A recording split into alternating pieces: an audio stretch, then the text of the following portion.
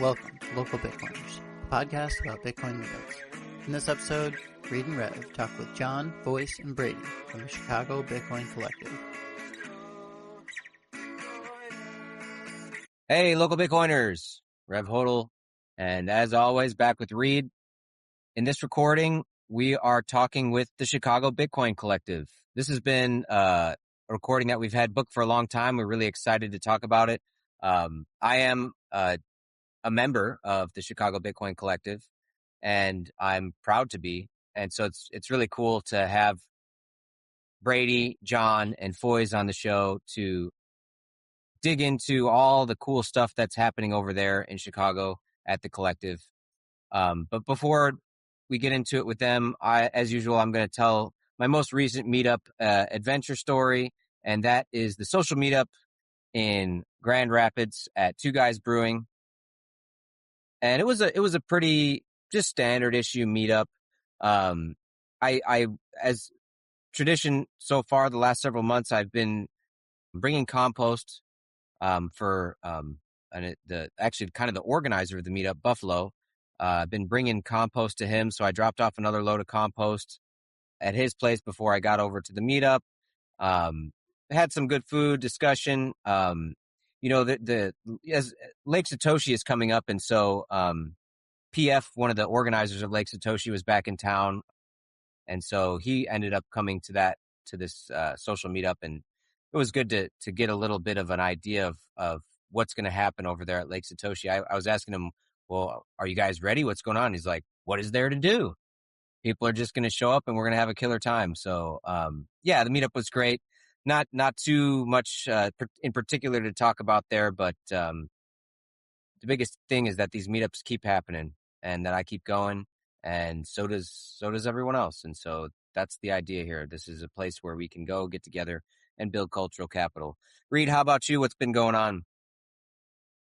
Yeah, man. So I've mentioned it the last few episodes, but our next meetup is coming up on Sunday, July 19th, 6 p.m. to 9 p.m., Heavy Culture Cooperative, East Hampton, Mass.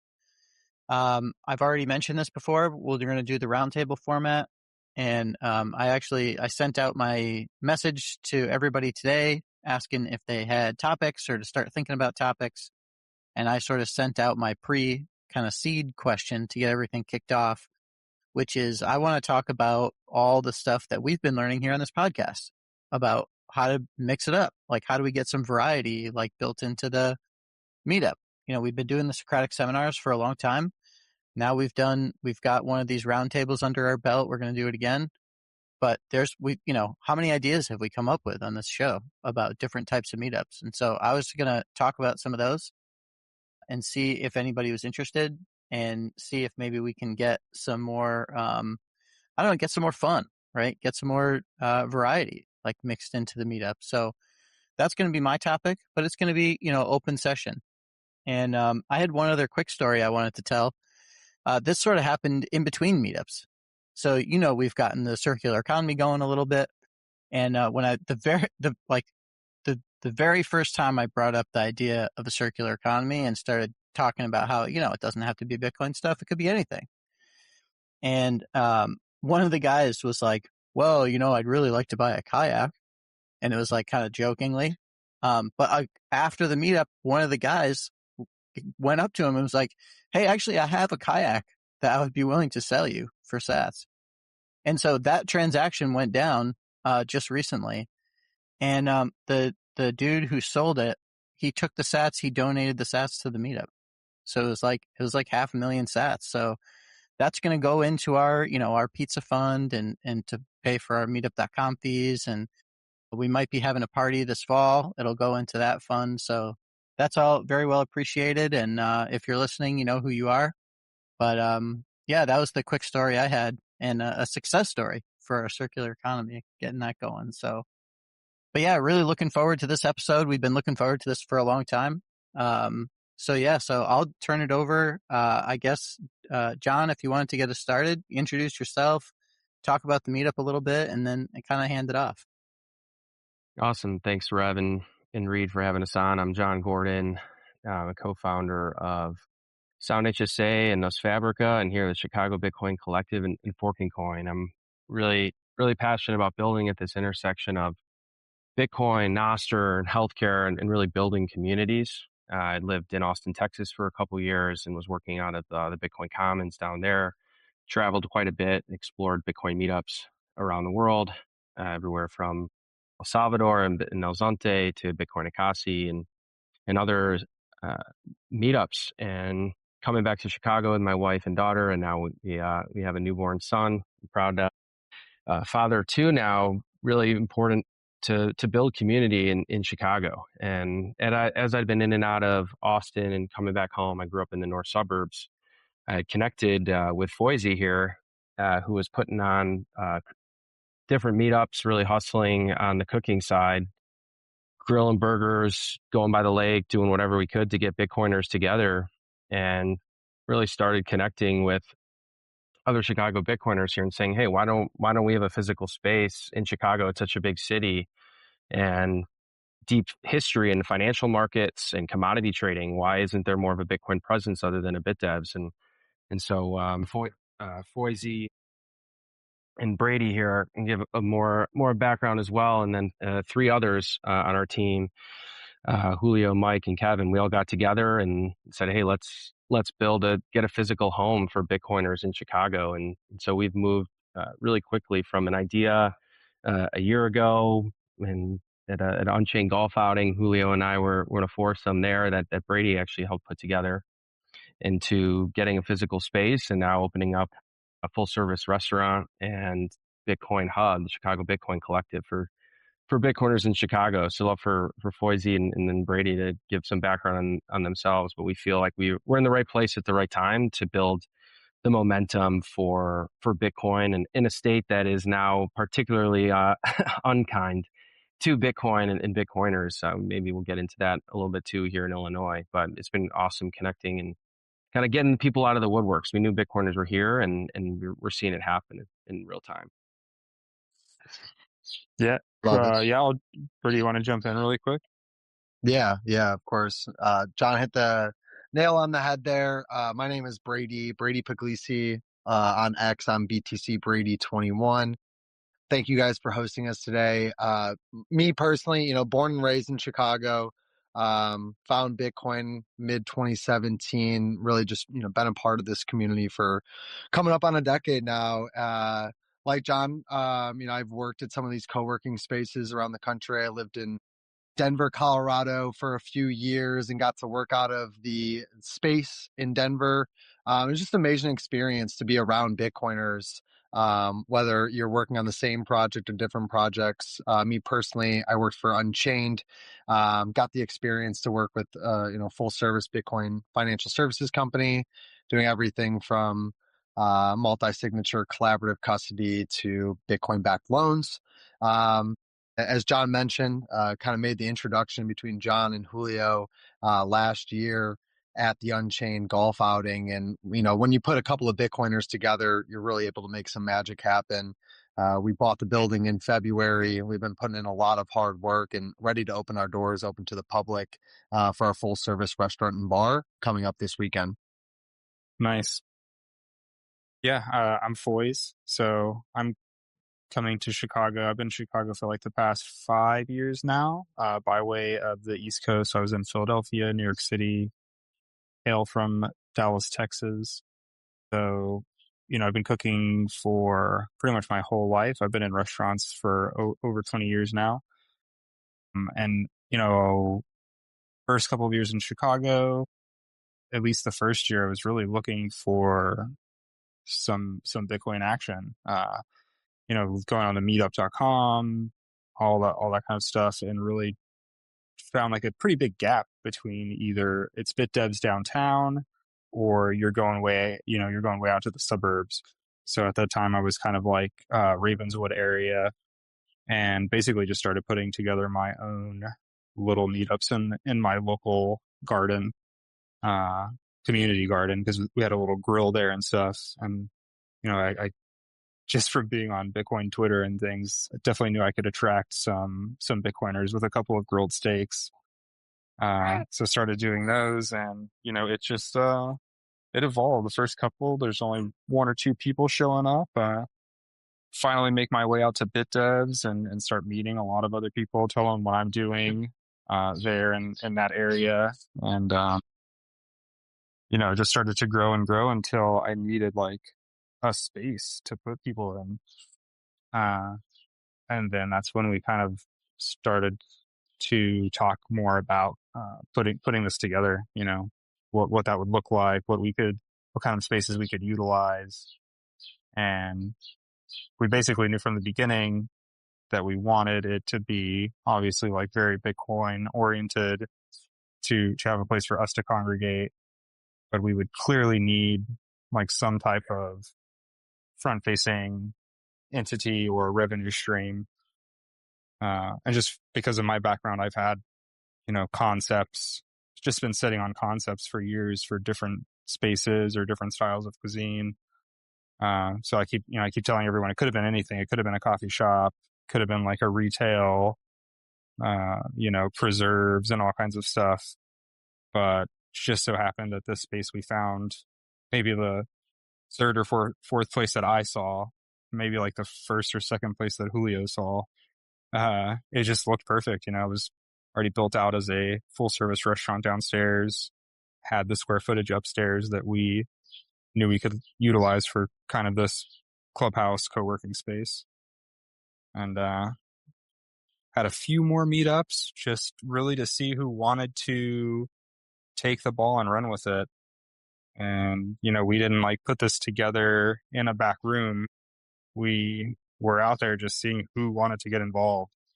And whoever I was willing to follow along with, whoever was willing to take the next steps. Dude, that sounds so amazing. Yeah, I can't wait to dive into some of those topics a little bit more. Maybe the first thing I wanted to kind of start off with was just, I've been hearing from Rev, right? So I'm from Massachusetts, like I run the Western Mass Bitcoin Meetup. But Rev's right in your neighborhood there, and he already said he's a member and everything now. But it kind of sounds like Chicago has got a pretty serious meetup scene going on. And it sounds like from the way that you guys are describing this, Chicago Bitcoin Collective, now with the physical location and stuff, you guys might sort of become the hub of everything that's going on there. Like, I don't know, do you guys want to talk about or explain like what the Chicago meetup scene is like? Like, are there multiple meetups right now in Chicago? Like, I think there are multiple BitDevs, right? Yeah, we're doing a couple of different meetups. Us personally, the Chicago Bitcoin Collective and Fork and Coin, we host between 6 and 10 meetups throughout the month. And that ranges from a coffee meetup on the first Tuesday of every month, a Bitcoin 101 where we really cover the Bitcoin fundamentals, all the way through our technical meetup, which is our Bit Devs, Socratic seminar type style. There is 2 of those in Chicago on a monthly basis. One held the second Thursday of the month at the Strike office downtown, and the other the third Thursday of the month over at Fork and Coin. And we really act as a solid medium between the suburbs and the city. We're about 15 minutes away from O'Hare Airport towards the city, and another 15-20 minutes away from the West Loop. So we kind of act as a perfect middle ground for people from the suburbs to travel over to the city, someone landing at O'Hare that's, traveling downtown for the week or the weekend and needs a place to stop to grab some food, or a place to hang out with some Bitcoiners. As far as events go, I mean, there are plenty of events. They are just spread out. We have a few downtown in Chicago, and there's a few out in the suburbs. So we felt like we were a perfect middle ground to bring everybody together here in Chicago. Yeah, even before the collective started up and we have had the space, it got to the point where there was a meetup every week. So 4 throughout the month between the coffee meetup, that basically was where me and John met, and I think I might have even met Brady there. So there was like this consistent coffee meetup that was happening in Portage Park. There was BitDevs the week after. There was typically something in the suburbs like the third week, and then I was doing my meetups on the fourth week of the month. So we were kind of like observing each other's, when we were all doing things and try to space them out. So, before the collective even opened, there was like a good scene happening here in Chicago.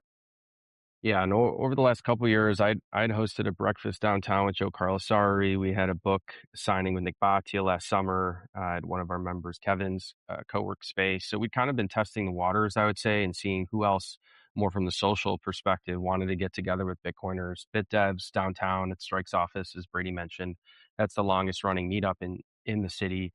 But there had been this BOB, which was now we've rebranded it. It was called Bitcoin Open Blockchain. Now we're calling it Bitcoin Only Bitcoin at this point. That meetup had been like at least 8 to 10 years old, several thousand people in a meetup group that one of our members still kind of had the handle on just as a legacy. But so we're doing a social meetup. We've hosted Brian Jones, who of Hodl House, a Bitcoin architect from Atlanta, on a Sunday afternoon.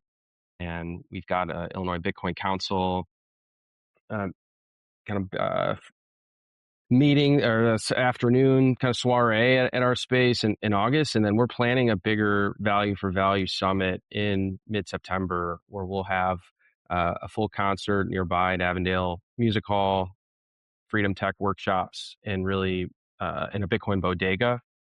So that'll be September 14th and 15th. I think we'll get into that a little bit further, deeper on. But want to mention that because I think for us, and you mentioned our Chicago Bitcoin Collective and our physical hub, we definitely see ourselves being the hub for Bitcoin activity in Chicago and are there to have that physical space. I think you guys talk about it a lot in your episodes, but just finding where that physical space is going to be, where's the consistency, what's the hospitality like, what's the food like. We have a lot of these variables under our control now, and really being able to be creative with the food side of it that Foise will get into, and create more of this homey environment that I think, definitely Bitcoin Park has done an amazing job in Nashville doing. And then you see what happens when you have a front end and just an open door like a pub key in New York or DC, because we want in such a big city, there's 3 million people, 8 million people in the greater area in Chicago.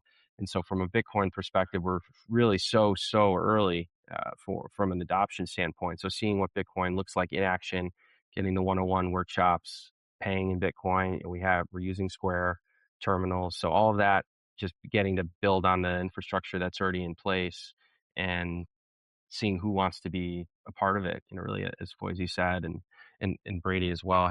We had several workshops, meetings, see who wants to be involved or who would want to plan or get involved. And so we have over 40 members of the collective already. And so that upstairs clubhouse, co-working space is open for members to use, whether that's a community member, say, hey, you want to come in once a month, to twice a week at the co-working tier, all the way up to builder tier, where you will give 24/7 access really to that upstairs space as you build trust and want to get more and more involved.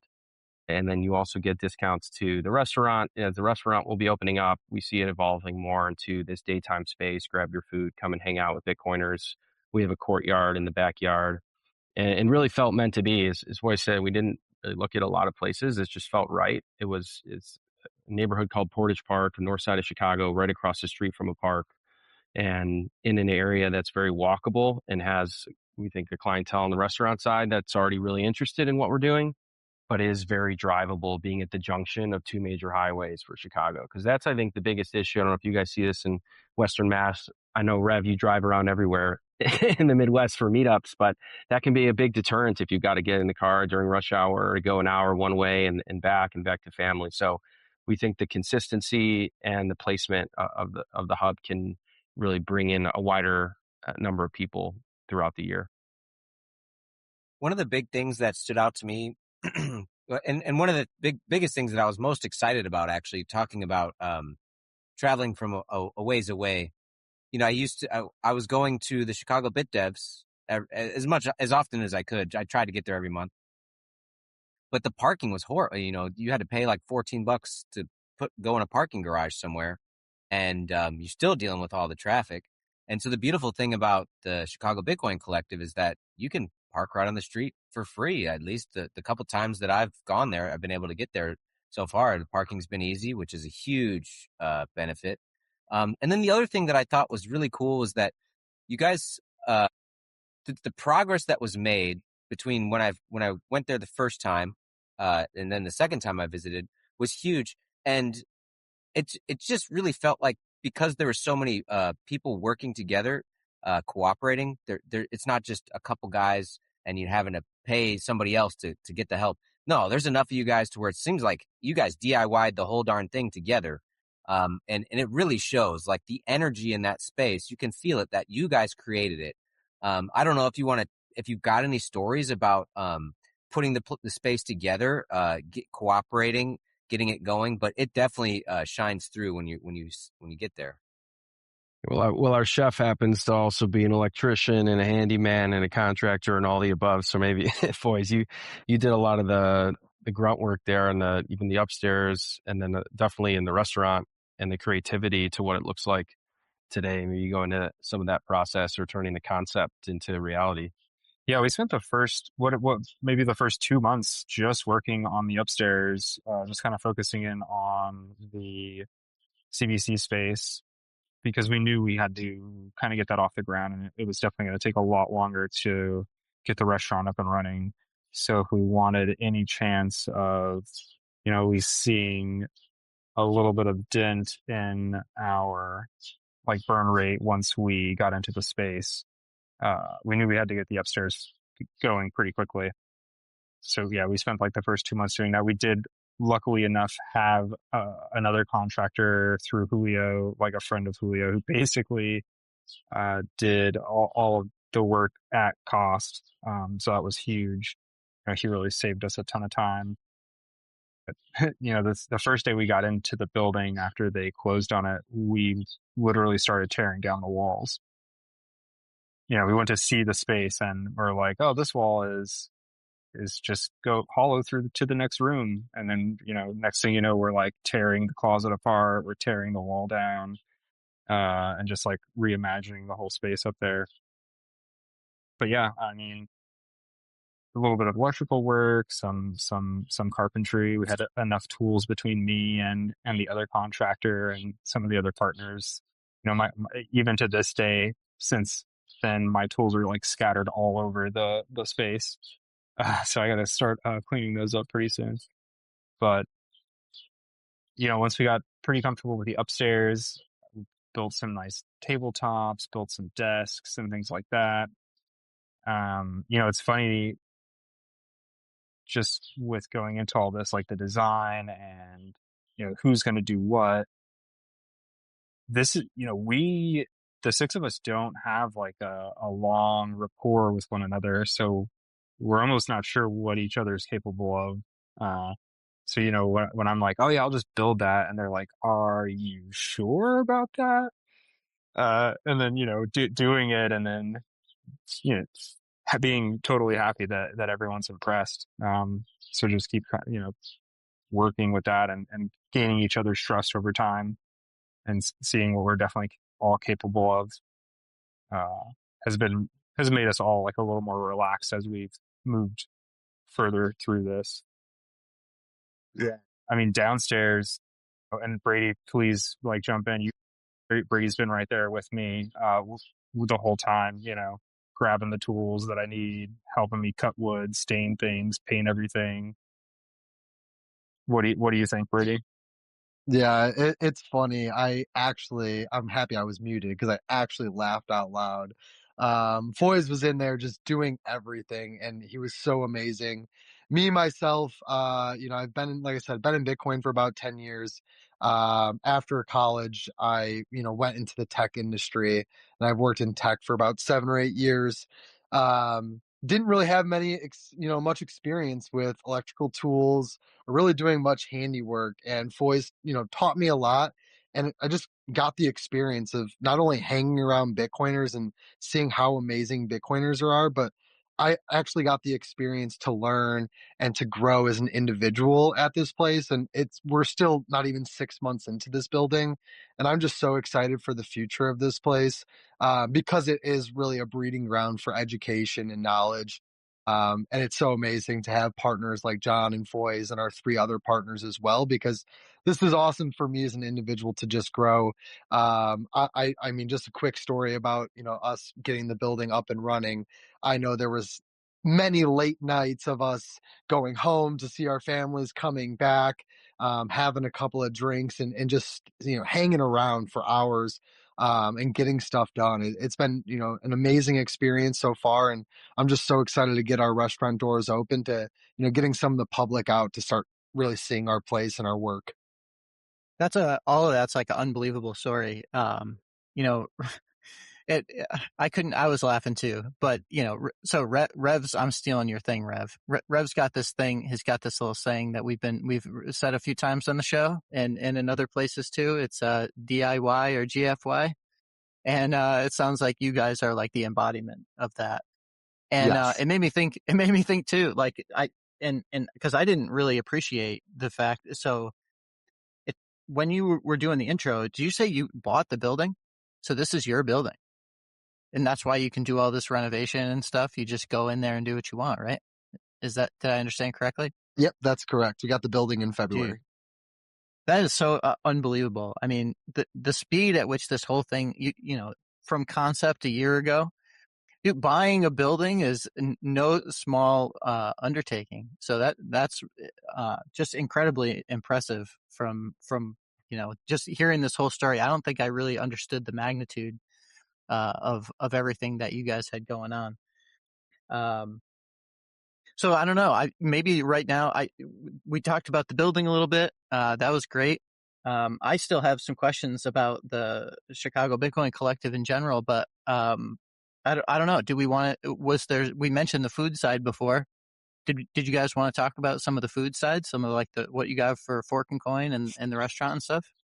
Yeah, I mean, just kind of trailing off of what we were just talking about, once CBC was put together upstairs, we kind of refocused everything downstairs.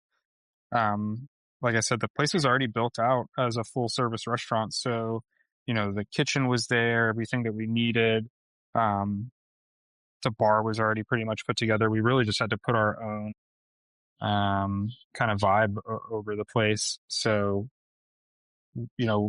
I love working with my hands. I definitely have like an artistic side. So just like putting out what I think would look good to these guys, kind of like showing them, using some AI tools to do that. Putting the colors together, obviously the orange and everything like that. And kind of putting the dining room together so that everything looked really good. And as far as the menu and the food, this is, like, again, some of these concepts I've been working on for a while. When I saw I saw how big the bar was at this space compared to the size of the dining room. I mean, it's not a huge dining room, but it is a big bar, and it's almost equal seating between the two.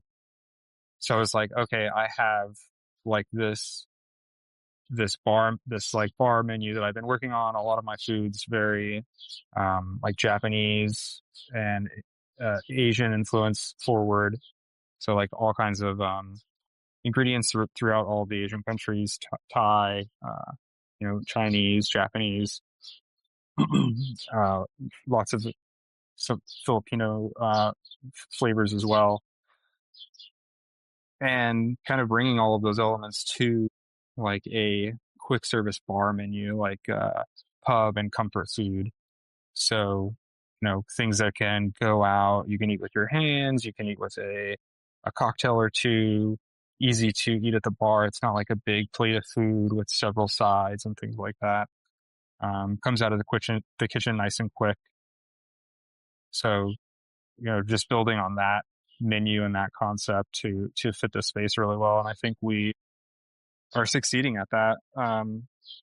We started to brand off as like a pub because we really are like we want to be a public house, a place that everybody can come and speak their mind and enjoy some food and drink together. But that word pub gives a connotation of like a old Irish pub or like a dive bar or something like that. Also looking for a way to tell people that it is leans towards like the Asian influenced ingredients. So what we did end up calling it was an American izakaya. If you're not familiar with the word izakaya, it's basically a pub and grill in Japan. So some of the food, I've got the menu in front of me. So we're doing like some of basically, like I said, everything's share style.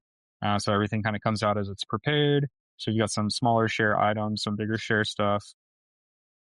Traditional Japanese fried chicken called karage, all the way over to something that you'd see more in a pub, like a fish and chips, but with like a miso marinade, black garlic malt vinegar. We're doing a really awesome burger that has like this Filipino style pickle on it, just like a pickled daikon and carrot. Super awesome burger. And then we got some bigger stuff, hanger steak, big bone-in pork chop that's off the grill with like this awesome Japanese house curry that we're making. And then, of course, John's not going to let me go on this one if I don't mention it. The both of our 35-pound fryers are full of beef tallow, and the fries that we're getting in are a bigger cut, but from the same company who's making the steak and shake fries.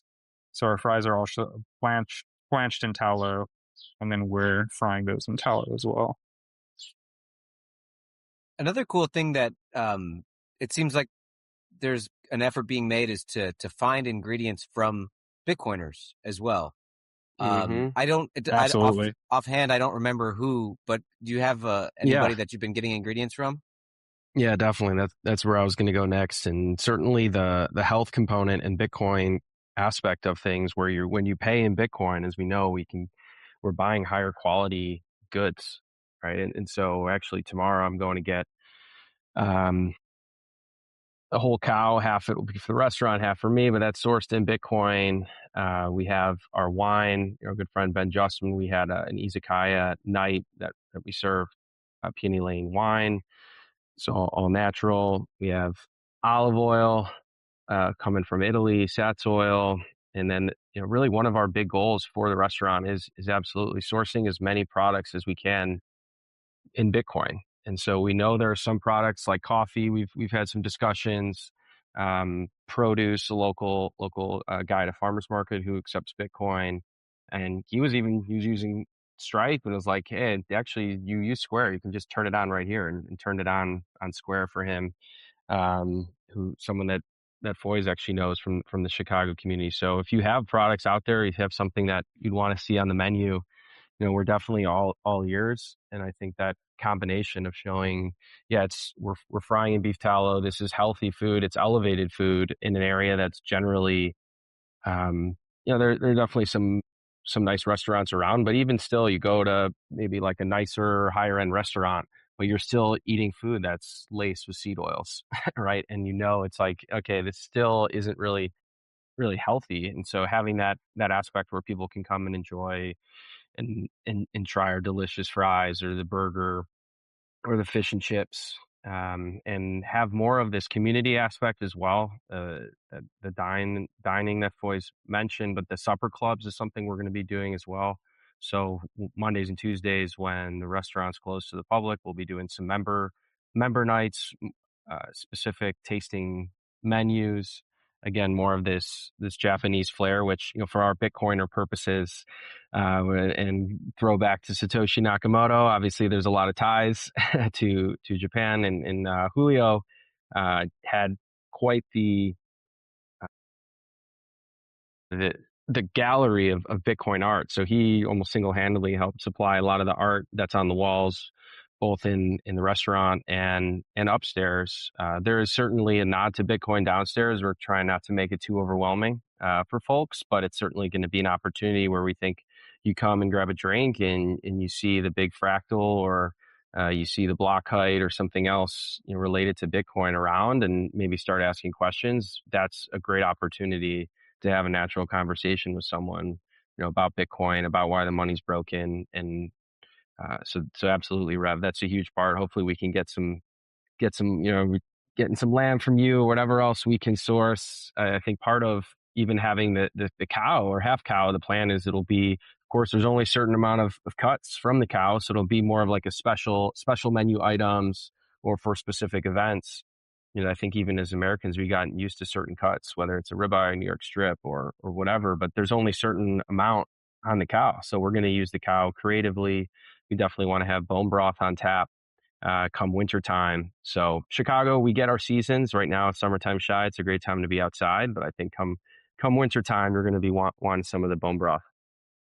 So there's a funny thing that came up in the group chat, where I think there was an article about the restaurant that was in like a local Chicago kind of article. And then somebody on Reddit was discussing like, oh God, there's this Bitcoiners restaurant opening up. And they were being kind of critical of it. But then when I came to the Bit Devs there, you guys were doing burger night. The restaurant wasn't like technically open yet, but you guys were serving food to you had the neighborhood coming in there. The place was packed and you guys sold out of burgers. And so it's like, yeah, maybe the idea that this is a Bitcoin place, it seems like people don't really care. They just want to come check it out. And maybe the word got out that you had some high quality food in there. I think it's been, we did make a kind of a conscious effort not to push too hard in the beginning of at least the promotion of the restaurant, that it is, Bitcoin related or Bitcoin adjacent. But what we've seen, and that might have been a good idea, but what we've seen is now that we've actually gotten people in the door, they've had the food, they either don't care, or now like they don't care that it has anything to do with Bitcoin, and they're totally on board because they're enjoying it, or now they're interested. They're kind of like, what is your relation to Bitcoin?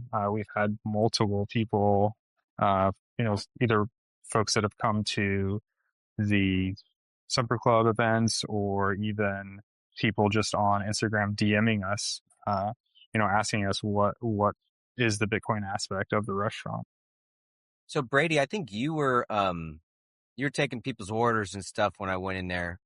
So I guess you probably have the best perception of how the general public is seeing this space walking in there for the first time. What do you think? Are people loving it? Yeah, I mean, first impressions, absolutely love it. The community is super strong. I mean, me personally, I live in the neighborhood, so I've taken the community aspect just one step further to really try to join what's already going on in Portage Park, and bring Bitcoin to life there. Um, First impressions of the restaurant have gone through the roof. I mean, even before doors were open, uh, the Portage Park Chamber of Commerce gave us a huge shout out.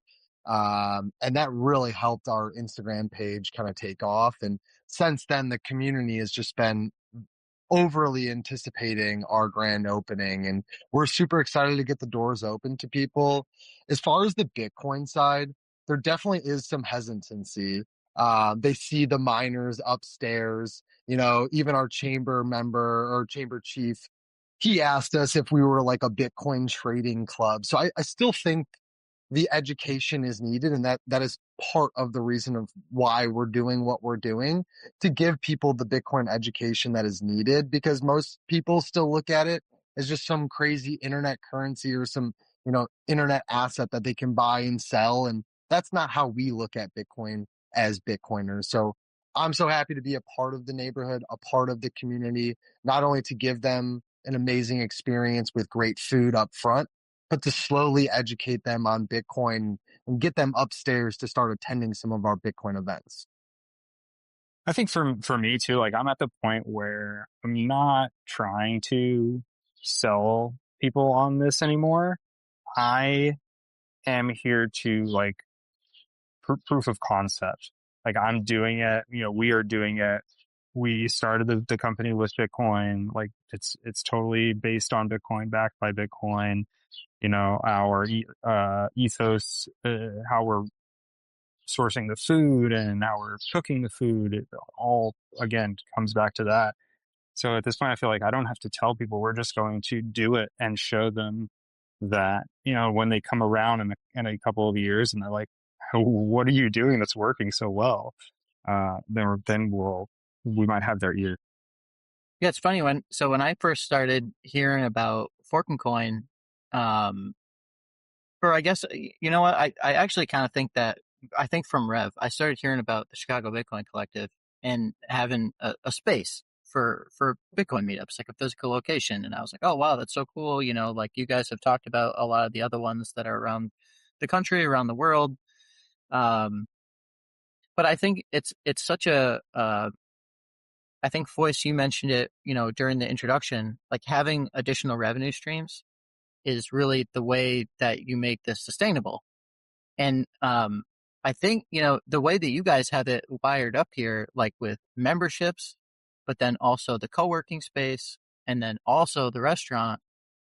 I mean, I don't know. I mean, Rev would be more like the person to call this out than I would, but there's got to be some permaculture principles in there about using all the space and like using every asset. You know, John, you were talking about making sure you use every bit of the cow and trying to find creative ways of being, you know, basically super efficient. And I think having those multiple revenue streams is really going to be a game changer in terms of like longer term sustainability. And I don't know if there are other physical locations that maybe have that many primary revenue streams, but hopefully that sets you guys up kind of for the long run. Um, I guess I don't really have a question coming out of that, but if you guys, I don't know if there was other topics Yeah. you were thinking of about on the revenue side, but that's really cool to me. I think John and Brady could, either one of them could speak to like Denver and like what they're doing on their side. But even looking at it from my experience in restaurants, you know, what we're doing upstairs is something that other restaurants don't have, the same way that maybe another co-working space or clubhouse or something doesn't have a restaurant. And you know, when I come back to saying proof of concept, it's the same thing there. Is like, you know, not only do we have a Bitcoin standard, which is also going to put us ahead of the game as far as having you know, working in a restaurant where the margins are paper thin, but utilizing the rest of the space of the building and also owning the building.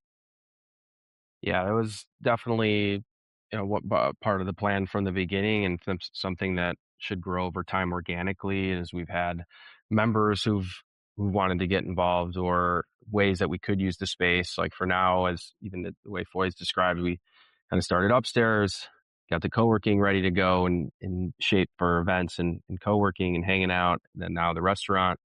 Got our health license, liquor license, should be any day now. Getting close to that and fully opening up and just running a solid bar restaurant. And as Foy said, a lot of the margins, they do get pinched, and you see lower quality products because you're cost cutting, right? And so to not have to do those things and to try to keep providing quality experience as well is a key point of this, and have people you want to come and hang out with.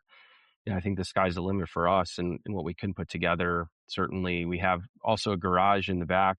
As again, as it gets cold here, it's a prime place for Bitcoin mining. I think that's something that the space in Denver has done really well, right? Is downstairs, and they're heating the space with miners, and I think that's going to be a next step for us, probably come winter, as it gets cold again, and we can put some effort into really optimizing the space in the back that we have. But for now, even just the courtyard and the patio, we had a barbecue and tweeted out and got a nice retweet from Jack Dorsey because we had a nice plate of barbecue in front of the Square stand, right? And like, I think for everything Square's doing, it's really incredible because it makes it so easy for millions of businesses to turn on Bitcoin payments. But I think we're really going to be embodying that from day one and building in this ecosystem where there's so many amazing builders. Another aspect for us that we're offering for members already, and something that I think we can test out in the public too, in terms of onboarding to Bitcoin, is using AgiCash, which is eCash based gift cards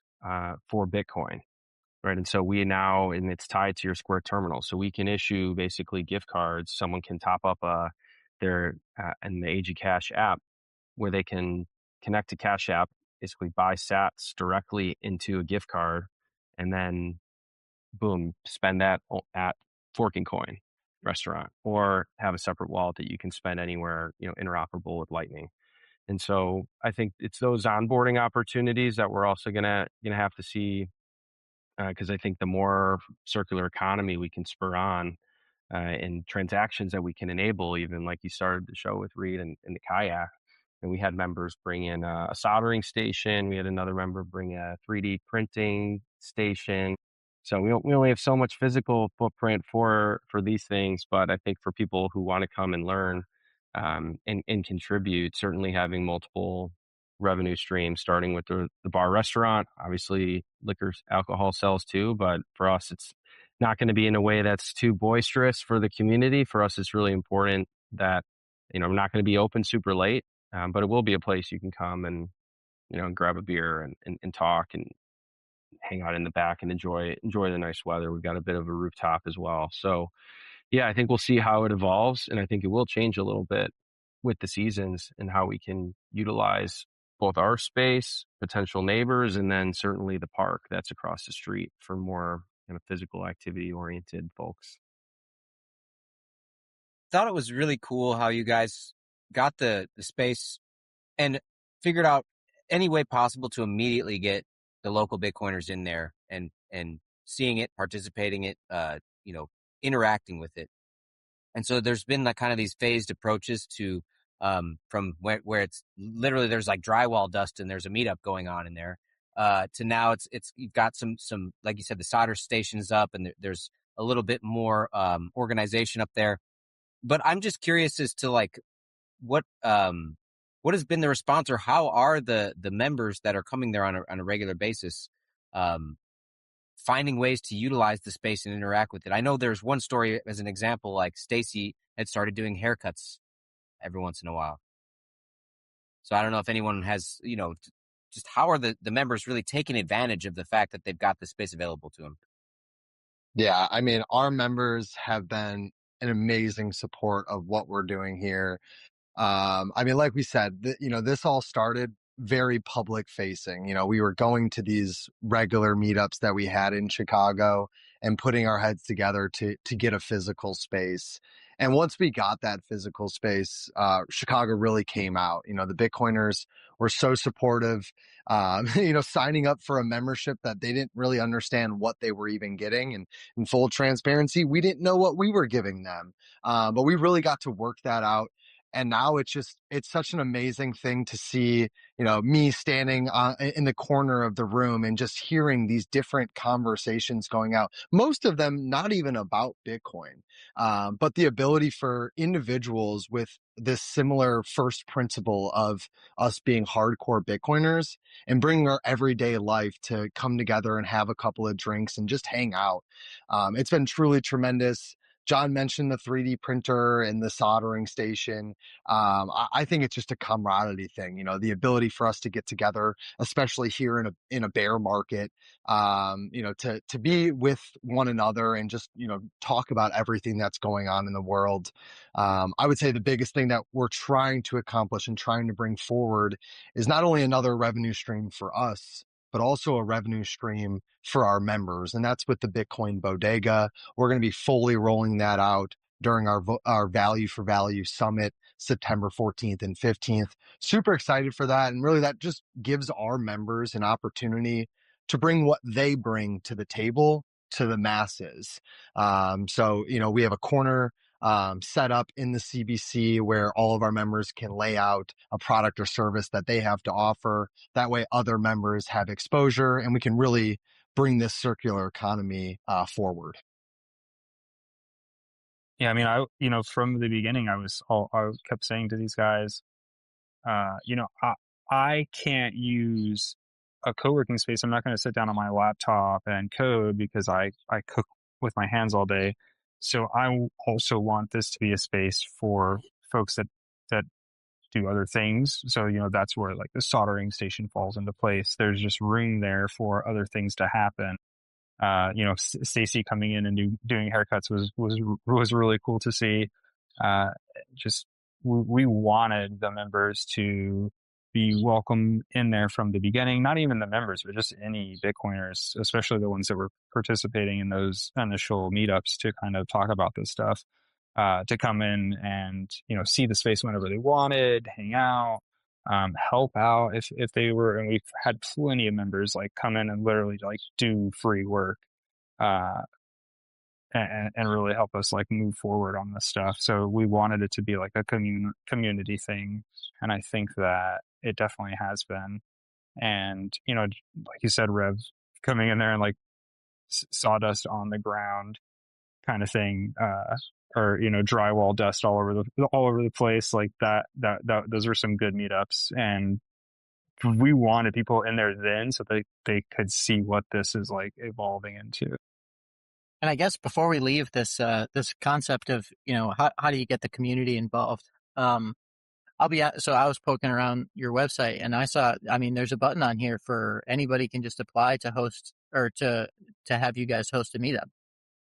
And I don't know if we really talked about it too much, but we have talked about it many, many times on this show, and it's always at the top on everybody's mind when you talk to other Bitcoin meetup organizers. Finding a space is the hardest part. It's honestly, and you guys are coming with all the bells and whistles, like everything a Bitcoin meetup organizer could ever want. You guys are offering, and so having that, just offering that, just offering that out to the community is that's a huge thing. And it's really cool to hear people kind of taking you up on that, whether it's a Bitcoin meetup or not, whether it's like the haircut thing or whatever anybody else wants to do. It sounds like you guys are just like, look, as long as we're utilizing this asset that is this space as much as humanly possible, like that's how we're all going to win together. And I think it's just such the right attitude. I love to see it. I love to see it. But before real quick, I want to jump in. Yeah. So like imagine this. I park my car on the street for free. I walk in with my cooler to the Chicago Bitcoin Collective. It's for bit devs. I set up my stuff that I got for sale at the bodega, right? This is kind of the early version of it, but when I was there, I just set my stuff up on the table. You can see what I have for sale. I walk down to the restaurant. I order a burger and fries. I pay with Bitcoin. The burger and fries comes to me while I'm sitting there enjoying the Bit Devs meetup. I mean, come on, guys. This place is amazing. And the burger and fries, like it's high quality food. You can't beat it. So that was kind of, it's just like Reed was saying, that you've got the makings of everything the kind of experience that you'd want going to a Bitcoin meetup is totally available, at the Chicago Bitcoin Fork and Coin restaurant. Now I think that we've kind of teased around with everything else. It's time to talk about this value for value summit that's coming up. Yeah, that's really, I think that description there, Rev, that was like Bitcoin bliss, right? You've got everything around you that you need, and now all it takes is that individual initiative to make it happen, and you have something valuable to sell, right? And so you're homesteading, doing permaculture, you've got goods that you've got ready to go, whether it's eggs or honey or lamb, and so certainly a huge part of our value for value summit in Chicago is going to be the bodega, as Brady was hinting at, and something that'll be the launch for a year-round stand that we'll have, and for folks that have products that are certainly targeting a Bitcoin market or Bitcoiner can have year-round, but to be able to post up outside in the courtyard, have interactions with individuals.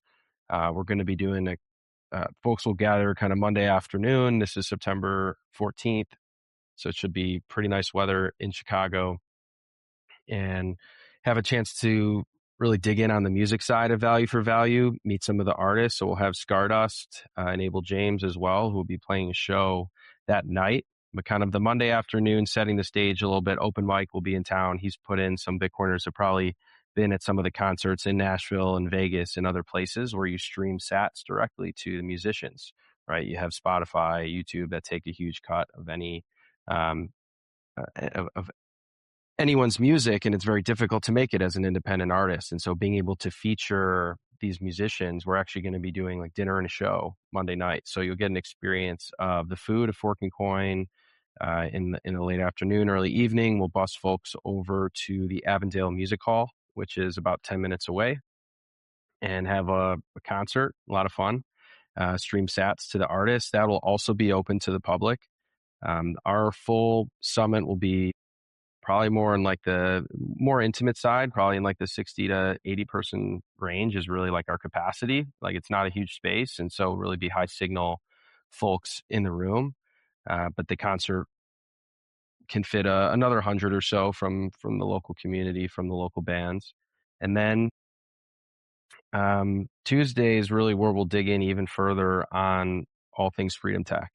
And so certainly on the nostr side, using the tools from an open source communication and identity protocol that we have on nostr, some things my company nostr has been building on the brainstorm side, and really establishing this web of trust, right? Because what we're doing here in the physical space, very much at Chicago Bitcoin Collective, is establishing this web of trust and connecting folks that we can do with nostr from an identity perspective, and then of course Bitcoin, Lightning, eCash and really creating these marketplaces, right, for folks to come and interact. We'll have Conduit Marketplace, so Eric as well. He's going to be in, and they're one of the early sponsors. My partners Avi Burra and Vitor Pamplona will be there. We'll dig in a lot again, as I said, on the nostr side. So Keith from Seed Signer, Bitcoin 101, holding your own keys. You can't have a Bitcoin Freedom Tech forum without some reminders and updates, everything that Seed Signer's been doing, and others on the Bitcoin custody side. So we're still forming a bit of what the workshops will be. We'll have, again, the restaurant will be closed, so we'll have the full upstairs, downstairs, outside to utilize to really see what's going to be the most productive for getting everybody in the room and coming in. Certainly many of our local members, we hope, and will be there. But it's a broader time for what we think for the Midwest to shine. Open Mike's doing a concert. Sam Means, his band, the Format's playing that weekend in Minneapolis. And then the following week is the Midwest Bitcoin Summit, which is going to be a much bigger scaled event that one of our members, Andrew Tillman's, putting on in Columbus, Ohio. So if you want to come start it out in Chicago, road trip to Minneapolis and then Columbus, you could have a full solid 2 weeks of hanging out with Bitcoiners, working on Freedom Tech, enjoying pretty much the best weather of the year, this part of the country. So yeah, we're really stoked to putting ourselves out on the map, and the theme throughout very much that you guys cover week in, week out is value for value, and it's seeing what is this economic model that can really support individual creators, merchants, entrepreneurs, and then ultimately connecting communities and enabling folks to exchange, right? Exchange value back and forth. And so we're stoked. I don't know, Brady, Foise, if you have anything else you want to add, we'll be serving food throughout. Again, I mentioned the dinner, probably be more in this omakase style that we've done, more handheld food, hanging out outside, and then we'll serve food as well throughout, on Tuesday, and certainly a lunch service too. So we're excited. So I guess one of a topic that's come up on the show quite a bit, and we've been fortunate enough to have a couple of guests come on with some experience in this. We had Bitish on. We also had Sir Spencer on, and so Rev and I feel like, we're kind of learning about the value for value music space. It's something that's been super interesting for us. Maybe you guys didn't catch it. So we have in Western Mass, we have a new Bitcoin meetup venue, and it's a small concert venue. And so they don't have shows on Sundays, and our meetups are on Sundays. And so we just get the space basically, and they're pumped to have us. And so that's kind of gotten me more interested too. Like, hey, talk about utilizing assets. Do I have an asset here that I need to be doing a better job of utilizing? Like maybe there's some really cool V4V stuff I should be doing here. So I don't know, anything you guys would like to share about how the V4V concert idea came together, like how you were reaching out to the artists, like how some of the technical side of that, like what kind of equipment that you need, or like what are the inputs that really, that can make this, I've got an idea for a V4V concert, turning that idea into reality. Behind the curtain stuff is, that's where I live, right? I love hearing all the technical side of stuff. So anything you're willing to share there, I'd be super interested to hear. Yeah, I'll share briefly, and then I actually got to run to help get the little ones down. And Brady and Foise can fill in any gaps. But really is connecting with Open Mike. He runs Tunester and also one of the biggest music venues in Minneapolis. So he's super well connected in the music scene. And so as we were starting to think about an event like this, we were just out in Vegas and met Noah, and her band Stardust is going to be touring from Israel, and said, hey, why don't you guys come stop in Chicago? And boom, got our headliner I'm good friends with Abel James from the Austin community. He's played a few of these shows. Yeah, come here. I got my little one calling for me. So yeah, it's we'll see. I think it'll come together pretty well 2 months from tonight, and having that expertise is huge. And then knowing, hey, Bitcoiners will show up, want to stream sats and show this is possible. In Vegas, I think over 1.5 million sats were streamed live to the artists. So I think for the artists, it's cool exposure, and then leaning on kind of our local community. So I'll leave it at that. I got my daughter calling me here. So Waiter John, thank thank you, you bro. guys so much. We'll see you Yeah, soon. man. Thanks so See much y'all for soon. coming on. Yeah, I mean, I'm super interested in the value for value music stuff. I mean, obviously on my side, the Bitcoin bodega side, is something that I was kind of doing on my own, and then had some ideas to put something together. Like we were talking about early on, doing like a block party, something like that. But in my head, I see it as like a literal bodega. If you don't know what a bodega is, it's basically like a deli, like a sandwich shop, like the corner store kind of thing. In the Northeast, they call them bodegas. You can walk in, you can get a hot sandwich, you can get your drinks, your chips, your like your everyday necessities, and you can get out of there. So, why can't all of those items be, sourced from the Bitcoin community? With the food there, and then there's plenty of people selling things on Nostr. We could definitely put that all together. So that was kind of where the idea for that came from. And on the music side, my time in New York, I found myself always living with musicians or some type of musical artists, whether they were producers or rappers or whatever. So we were having like all these underground shows at our places, at warehouses or like abandoned storefronts. And then seeing how Wave Lake was doing things, and some of these other, like John said, Toonster. I started to come across those. Started to come across those a little later after New York, but that's like stuff that I immediately started sending out to those people that I met. Like, check this out. You can post your music. You can get paid directly from the listener, because you're losing a lot to some of these other services. And I'd really like to see that grow for sure. And I think that kind of putting this together, and Reed, like you said, you have that space available, so that it would be, really cool to see what you could put some feelers out and maybe put together. And if we could even make our way out there too to help out, that'd be awesome. Yeah, man, everybody's given me the same advice. I've asked multiple people this for advice, and they've all said, talk to open mic.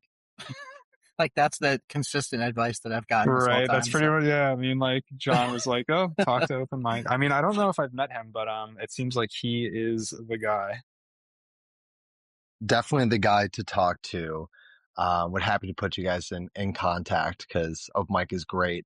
And I guess just like full circle this, my concept of value for value, I think we as a business kind of took that on right away. I mean, me personally, I've been listening to the podcast No Agenda with John C. Dvorak and Adam Curry, who really take that concept to full force. They don't have any advertisement on their podcast. Everything comes from donations, and they utilize what they call the 3 T's, which is time, talent, and treasure. However you can contribute your value to the show, is payment enough for them. And I think we wanted to go to the same concept, right? Our members feel a part of what we're building here. And that's because they literally are a part of it. And that is the value for value model. And I think we try to go back to, the olden days of money and where it all began with the bartering system and, providing value in exchange for value. And it is just such a, it's the right size.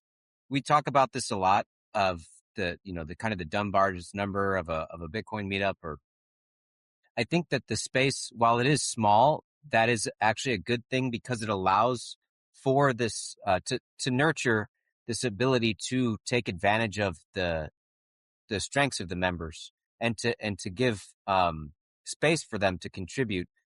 Because if it was this huge, I don't know necessarily how big Denver is. I've been to Bitcoin Park. That's certainly much larger than what's going on here at the Chicago Bitcoin Collective. But I could imagine that, at Bitcoin Park, it's so big that, sure, you get to kind of know everyone, but can everyone really contribute to what's going on? I doubt it. But at the Chicago Bitcoin Collective, it seems like it's just the right size where people can have a nice space to get together, but also be a big part of it. Yeah, like the three T's that Brady mentioned. It's almost how this even came together. Like the whole and if you look at any of these other spaces, the Denver space and things like that, folks have brought their time, they brought their talent. So we didn't try to copy the Denver space. It's awesome to think that we could heat the whole place with miners, but that's not necessarily any of our talents. I haven't been there, but I've seen photos of like what they put together at the Denver space, and there's some like master craft plumbing going on down there. And I'm pretty sure that one of the guys involved is the one that's doing that. So it's like, you have to utilize the talent of the people around you. You can't try to replicate it so much as you should.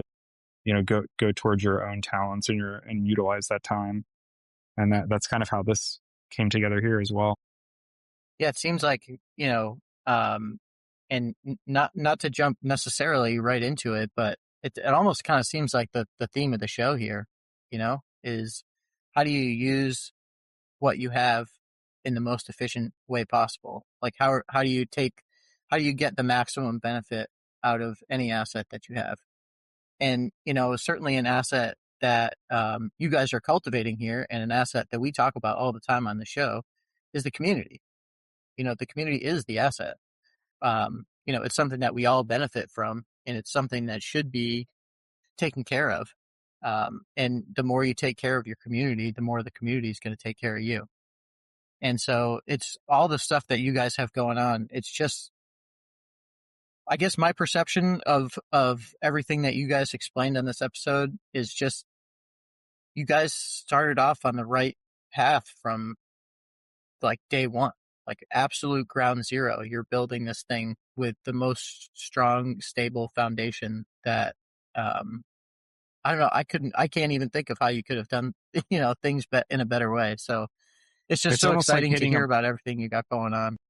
It's almost like we hit a block. Like that's almost how lucky that we might have gotten to put this all fall together like it did.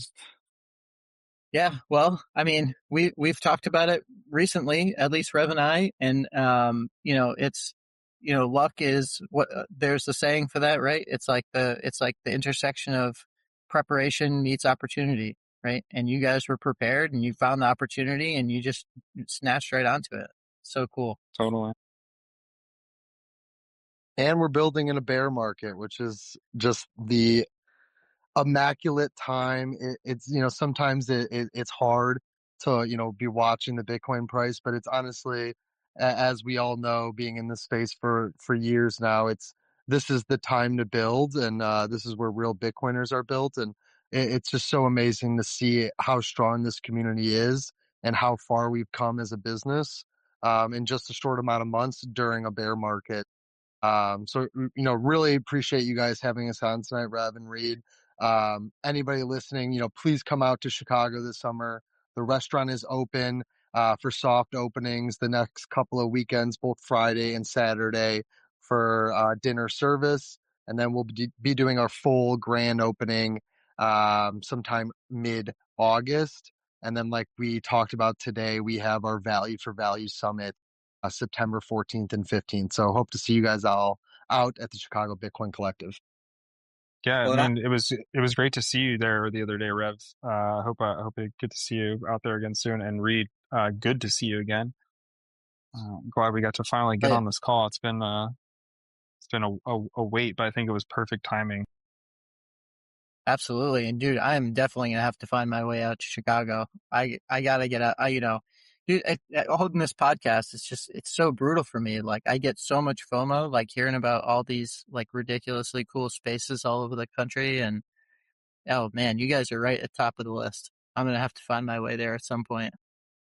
And I guess I'll just wrap it up with kind of following up with Brady's building in the bear market. If you can make it work in the bear market, then obviously the bull market's going to be a lot easier on you. And I've got a saying that kind of leads into that. And when the price is going up, you work faster, and when the price is going down, you work harder.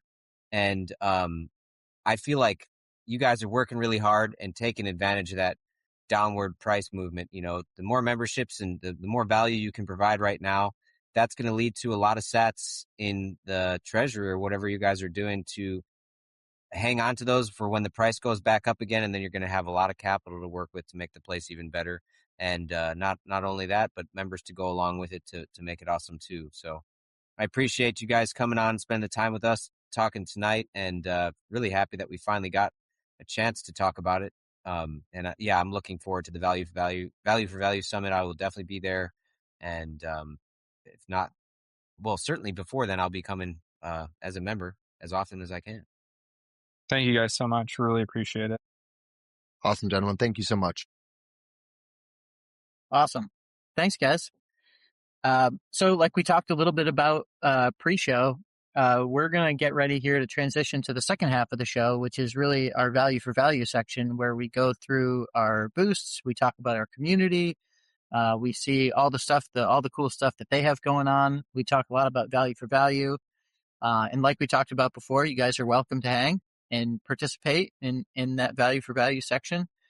We do have some stuff that we kind of read off, and so there's a little bit of a flow to it. But yeah, it's also just open discussion. So you're more than welcome to hang out. And and just thanks so much for coming on. And it was such a great such a great meetup scene to learn about. I think everybody's going to be excited to hear about this one.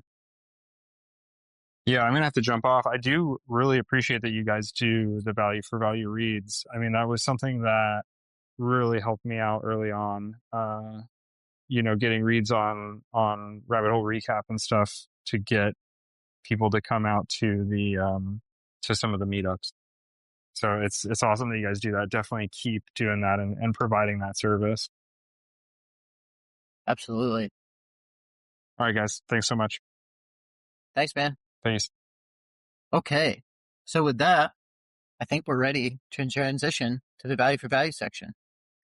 So our Value for Value section always starts with our leaderboards. And so I have those pulled up. There's on my other screen. Here we go. So the first episode, or the first leaderboard we'd like to talk about, is our top episodes. I say this pretty much every week, but the reason why we have this leaderboard is because we know, so this episode that's coming out is episode 20, which is crazy that we've already got 20 episodes in the bag. But if you're new to the show, going back and listening to 20 episodes is tough. We think that all of our episodes are great. I think there's definitely key takeaways in every single one that would be valuable information for you to have. But who's got the time? You know what I mean? It's a really big ask to say, oh, you should go back and listen to all 20 of our episodes. So instead, what we have is we have our top episode leaderboard, and we think stats are the standard. The best way to measure what our most valuable episode is the episode that brought in the most value of the most valuable currency the world has ever seen, which is Bitcoin.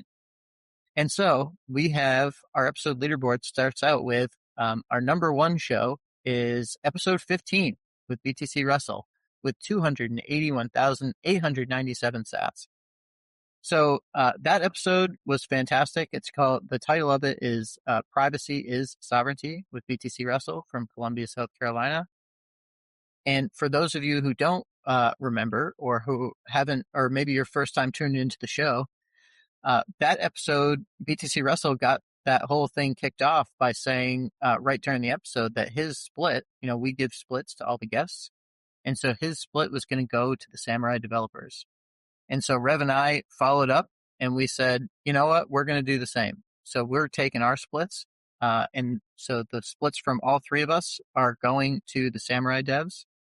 The best way we thought to do that for our side was at the end of July, we're going to count up. You can go to our stats page and actually see it for yourself on the website, but we're going to take all of the sats that we've gotten and we're just going to donate those to Keon and Bill.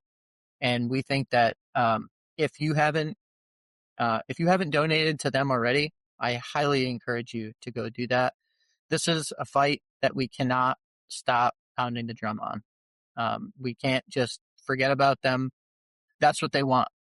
They want you to forget about them, and we can't forget. And so it's important for us to bring this up on the regular. And so we'll keep doing that. So episode 15, if you want to boost that episode, now's your chance. And you can get recognized on the show. You can join our supporters page. You get some shout outs. You can support, you can boost your products. You can boost your meetups. And then all those sats end up going to the Samurai developers anyways. So really consider dropping us a boost on episode 15 if you haven't already. All right. The second episode on our top episodes list is episode 2. The BT this was with GC and James from Jersey City. That episode's brought in 152,470 sats. That episode was titled Meetups to the Ultimate Web of Trust. And of course, this has been one of our top episodes. It's just been one of our top episodes since the beginning of the show. We're 20 episodes in and here it is, still number 2 on the leaderboards. We talk about a lot of good stuff in that episode. A lot of it related to, why is coming in person? Why are these in-person events so important? And so if you haven't checked out episode 2, definitely go back and check that out. The third one in the list here is episode 14. This is brought in, and of course that was with Source Node. Episode 14 brought in 113,296 sats, and it was titled Permaculture for Bitcoin Culture with Source Node from Greenville, South Carolina. And so, of course, you might guess, I don't know, Rev, if that's your favorite episode or not, but it was the episode that's got permaculture in the title. And so if you're down with some of the permaculture stuff that we talk about, which does come up on the regular, we hit on a lot of those topics, as well as a whole bunch of other great things in episode 14. So if you haven't caught episode 14, go back and give that one a listen.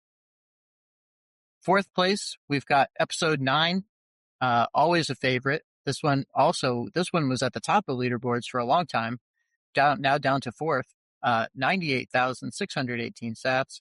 Growing slow, build strong community with KC Bitcoiners. And of course, that was with Sir Spencer Wolf of Kansas City, who we of course mentioned tonight. And he comes up very frequently because that show honestly was very pivotal in our whole understanding of this value for value ecosystem.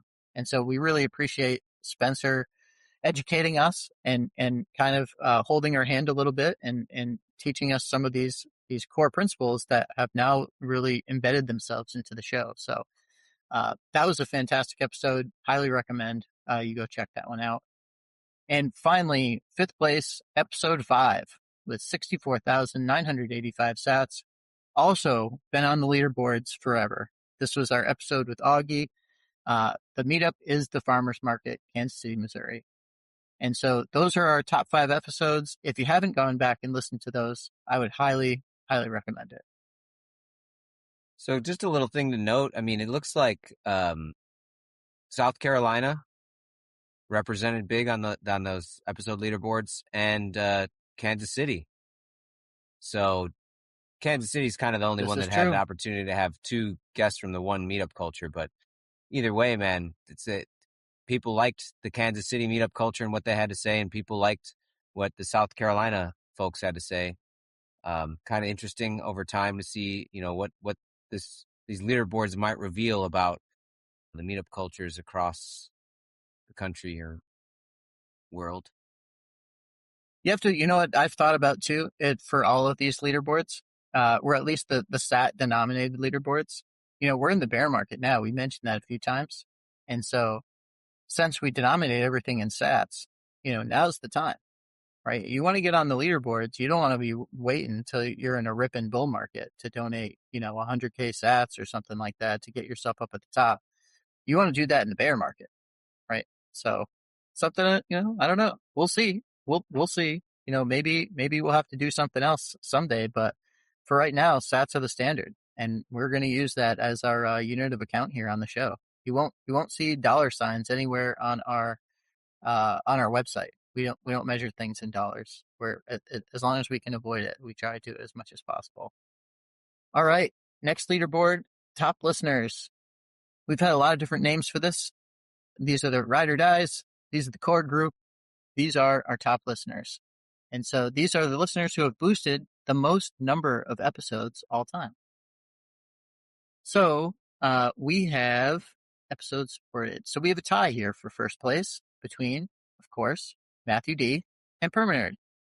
So since Permanerd went back and got through the boosts of every episode, now it's been him and Matthew D are the perennials here. It sounds like they're in it for the long haul. So if you want to get onto the top supporters leaderboard, the good news is this leaderboard, we respect ties. So we only are going to read off the top 3, but if 5 people are tied for first, we're going to read off all 5. That'll just be first place. Then we'll read off second place after that. And so we've got a tie for first. So we've got Matthew D and Permanerd. Boy, and I just today I listened to the most recent episode of the Yada podcast with Permanerd and Oshi. And boy, right after I listened to it, I was like, oh, I really had something to say in response to something that Permanerd had said about our show. And now I can't remember what it is. So sorry, Permanerd. But if you haven't had the chance to catch the Yada podcast, definitely go and do that. And I think Matthew D's got the what I forget what it's called. This something paper soap company. White or paper soap. Yeah, me? you can There get soap and other tallow related products from Matthew D. And Matthew D is actually scheduled to come on the show. So we're going to be hearing about Matthew D's perspective on the Michigan Bitcoin culture coming up here in a little bit. Definitely looking forward to that one. We've had a few times now, right, where we've had our top supporters come on the show. It's fantastic. And so yeah, and we're going to be coming out. There will be more things. Like hopefully, if you haven't figured that out by now, from the way that we're building out the website and rolling out new features, there will be more things. So we really do want to give value back to our top supporters, and we hope that we're doing that. So this is our small way right now, but there will be more. All right, second place on our top listeners leaderboard is Nostr Gang with 16 episodes boosted. And Nostr Gang's been going back. We've been getting boosts from her from some older episodes, which is I always like to see. We like to think a lot of our episodes really are kind of evergreen. We're not in here talking about price or talking about super time sensitive things other than what the next meetup coming up is. So we think a lot of these episodes do stand the test of time. And Nostr Gang, maybe you can let us know. I haven't gone back and listened to some of the older episodes, but you have been. So let us know if those things are still holding up here over the last. Boy, dude, we're almost up to like 6 months here. So time is flying. And third place, we have Shadrach coming in with 10 episodes boosted. And thank you, Shadrach. Shadrach's been a long-time listener to the show for sure. He's been boosting us, I think, almost from the very beginning. And so thank you so much for your support. We always appreciate the comments that you have. We love reading off your boosts, and we really appreciate the fact that you've been, one of the ride or dies, part of the core group here on the show. Yeah, biggest thing to pay attention to coming out of Shadrach's realm lately is the Archipelago Alpha release, Archipelago node. Do some digging around, looking to if you're interested in trying out this Archipelago node. It's definitely pretty cool. And Nostr Gang is one of the ways that Nostr Gang is really adding value to the show now is by not only boosting our podcast, but so many other great high signal podcasts, which now we have the ability to aggregate for our community. So Nostr Gang's work is going to be paying off for the local Bitcoiners community as well. Man, dude, I can't wait to talk about that feature. I don't know. I guess we haven't really talked about it, but I would maybe after we get through the leaderboards, I'll spend a minute explaining what it is, because we've got this new feed on the website, and it's not like any feed I've ever seen before. And it was kind of blowing my mind. I was having such a good time vibing it up. As soon as I saw the data, I was like, oh my God, this is going to be amazing. So we will talk about that more, but let's finish up the leaderboards first. So let's move on to our third leaderboard, which is our top boosts. So these are the top boosts that we've ever received, the biggest boosts ever sent to the show. These are our top 5 biggest boosts of all time. And so the reason why we have this leaderboard, we've talked about, why we have some of these leaderboards and how they play into the value for value, concept and how why we're trying to lean into some of these different ways of recognizing community members. We think that reading off the biggest boosts of all time, I mean, first of all, these boosts are huge. Like, these are mega boosts. And so they deserve some serious shout outs, right? And the coolest thing about these is that people are using them, to promote their own stuff. And, we don't run ads on this podcast. And, maybe you think these are ads. Maybe they're not ads. I don't know. We kind of think that really what they are is they're our community shilling their own stuff. And of course we want to talk about our community stuff. We love that stuff.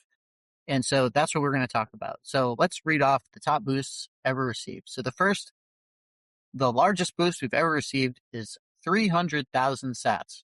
And that came in via localbitcoiners.com. And that was from Sovereign. And their message on that one was, Sovereign is the geek squad for Bitcoiners and Bitcoin companies. Come check us out at sovereign.io, spelled SOVREIGN. Thanks, Rev and Reed. And that was, I believe, that was a show level boost. And so that wasn't on a specific episode, but it was boosted via our website. Second largest boost of all time, also from Sovereign. So Sovereign sent us a second boost here for 200,000 sats, also via the website. And their message on this one is, Sovereign focuses on helping individuals, families, and companies integrate Bitcoin into their personal and professional lives with confidence, recognizing the crucial role it plays in the broader economic picture. If you want to dig deeper into self-custody, node running, or point-of-sale implementation, Sovereign has your back. Thanks to all the Meetup organizers out there for keeping the Grassroots Bitcoin ethos alive. Go to sovereign.io, spelled SOVREIGN, for support on your Bitcoin journey. And that boost, we've already talked about it, but that boost came in on episode 15 with BTC Russell, Privacy is Sovereignty. And so those sats are all going to make their way to the Samurai developers' families. And we really hope that they can have a little bit of value to make ends meet and to do what they got to do to hold the ship steady here during this challenging time for them. All right, third biggest boost of all time is 105,000 sats via localbitcoiners.com. And this one's from BTC Jackalope. His message is, escape to the Listening Loft cabin in Wilmington, Vermont, a modern 2-bedroom retreat featuring a signature vinyl record listening loft, luxury bedding, and a peaceful deck. Perfect for skiing at Mount Snow or a relaxing getaway. Pay in Bitcoin and get 20% off. Visit listeningcabin.com for more information. And he boosted episode 2. Meetups are the ultimate web of trust, Jersey City, which he, and I've mentioned this many times, that's his favorite episode, or at least it was at the time that he boosted it. And so this was his way of doing 2 things at once. He got to promote his favorite episode, throw a little bit of love towards GC and James because they get their splits of this. And then also he got to promote his product, which is, he's got this Airbnb style place and he gets to promote that. So if you've got something like that, maybe you could boost the show and we'll read it out. If it's big enough, we'll read it out every single week. All right, next on the list, we've got 100,000 sats via localbitcoiners.com. And this was also from Sovereign. And here was their message on that one. It says, here's what I'm thinking. Sovereign focuses on helping individuals, families, and companies integrate Bitcoin into their personal and professional lives with confidence, recognizing the crucial role it plays in the broader economic picture. If you want to dig deeper into self-custody, node running, or point-of-sale implementation, Sovereign has your back. Thanks to all the meetup organizers out there for keeping the Grassroots Bitcoin ethos alive. Go to sovereign.io, spelled SOVREIGN, for support on your Bitcoin journey. And that boost came in for Permaculture for Bitcoin Culture with Source Node, Greenville, South Carolina. And so thank you very much, Sovereign. Sovereign's been huge for us. These 3 boosts alone, one of them is going to hopefully help out the Samurai developers. Those other 2, a lot of those sats are going out to these other meetups. And so we hope that they use those sats wisely. And of course, we have been using our split of those to help support running this show. And so thank you so much for all of your boosts. But we do still have one more. So our last boost on the list here is 69,421 sats via Fountain. And the message is, attend your local meetup, and if there isn't one in your area, start one. Local Bitcoiners is an essential part of my 40 HPW, and signed BTC Wrestle. And that also was boosted to episode 15, Privacy is Sovereignty with BTC Wrestle. All right, so those are our leaderboards. We do have some kind of sort of unofficial leaderboards that we like to talk about. We like to shout out the streamers. I'll just run down the list here. This is pretty much the same list. The sat totals keep increasing though. These folks are still streaming us sats, and we love our streamers. So thank you for continuing to do that. At the top of the list here, we've got Logs with 11,388 sats via Fountain. We've got Chad F, who continues to stream us sats. He's got 9,628 sats via Castomatic. And then a whole bunch of other friends that we hear from all the time as well, like Pleb to Polymath, We All Eat, used to read a lot, Hot Wax Social Club. So thank you all for streaming us those sats. And we also like to throw a little bit of love, at least, to our top zappers. Not a lot of change in this list, so consider doing some mega zaps. This is a list that would be pretty easy to make your way right onto pretty quick. Number 1 here on the list for top zappers is Cleveland Bitcoin. They sent us a big zap. They sent us a 21,000 sat zap. So their total is 21,250 sats. But then next on the list is Paul. Paul sent us 2,100 sats. We've got our own local Bitcoiners account. Maybe we're going a little bit wild, sending ourselves some sats. We got Nuts About You, Supreme. So yeah, we've got some zappers on here, but zap us some sats. The sats that go to, if you zap our notes, those go to our, Rev and I, we've got kind of a shared wallet. And so those go right back out to the community. We call that like our V for V bucket. And we like to use those sats to really give sats back to the community. So if you zap us, those sats are just going to get churned right back out. All right. So is that the segue into some of those sats going right back out now? Right. Is it Yeah, the time? absolutely. Absolutely. Yeah, thank you. So we've talked about the last couple episodes, right? We want to hear about your meetups, and we've talked about how important we think that it is to also list your meetup on Nostr. Not just, it's important to list your meetup wherever you think is where you're going to get the most. One thing we've actually learned throughout the show, or I've learned, it almost kind of feels like it's regional, like which apps get the most traffic. Like we've heard some areas like Luma gets the most traffic. Like that's where they're finding their normies, is on Luma. Other places it's meetup.com.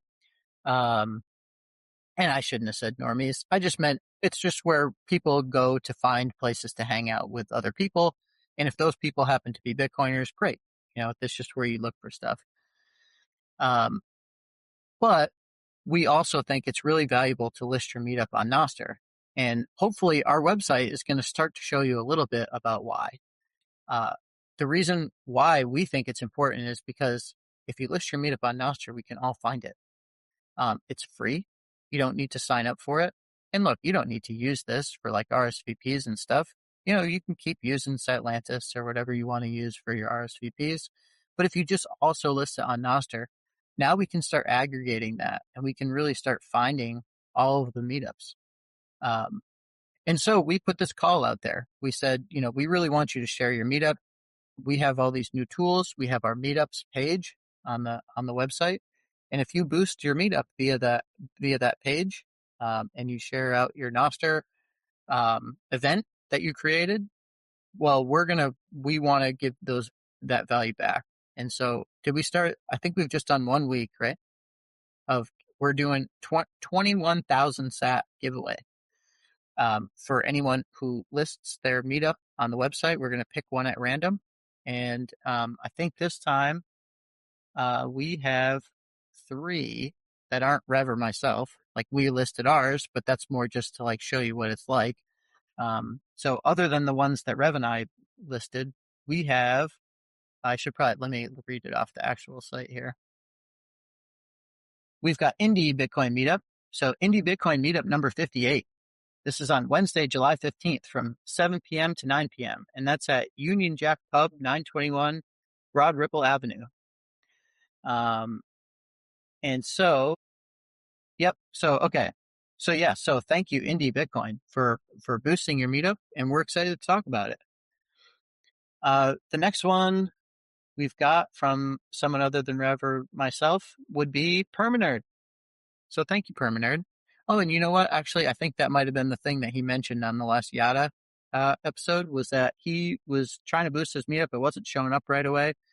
Some of these things, Permanerd, just, in case you're listening back, which you probably will, some of the tools on the website do take a little bit of time. One thing that we've noticed is, and maybe you've noticed it too, especially with a lot of the other stuff, meaning like not just your regular Kind 1 feed, but if you're doing like events or these NIP 99 listings and things like that, some of these things take a long time to load, like hitting all the relays, and we're trying to go back in time and do this big historical search, and it takes a lot of time. And so we have actually implemented some caching tools to help speed this up. So we basically are trying to do these searches kind of in the background. But what it means is that our page doesn't update all the time. And I think this page only updates every hour. Actually, it says up top, this page only updates daily. So that's probably why you didn't see it right away, but it's here now. So Permanerd posted the Bitcoin COMEX Valley Meetup. And that is their next one is on Tuesday, July 21st, 6 p.m. to 6:30 p.m. to 9:30 p.m. And that is Pacific time. And that would be at Chalk Spirits, Tapas, Billiards, and that's at 1590 Cliff Avenue in Courtenay, British Columbia. So thank you, Permanerd. And you're in the running here to win the 21,000 sats. And the last one we've got is from Battersea Bitcoiners. So Battersea Bitcoiners posted their meetup on Battersea Bitcoiners July 26th. But the meetup is on July 22nd from 6:30 p.m. to 9:30 p.m. And, that is in the United Kingdom. So if you're over in the UK, you want to go check out Battersea Bitcoiners, you can come to the website, and you can click on the location there and get yourself some directions. Okay, so those are the 3. We did have a few other. Did you want to talk about some of the other meetups that got sent in that didn't end up on this page?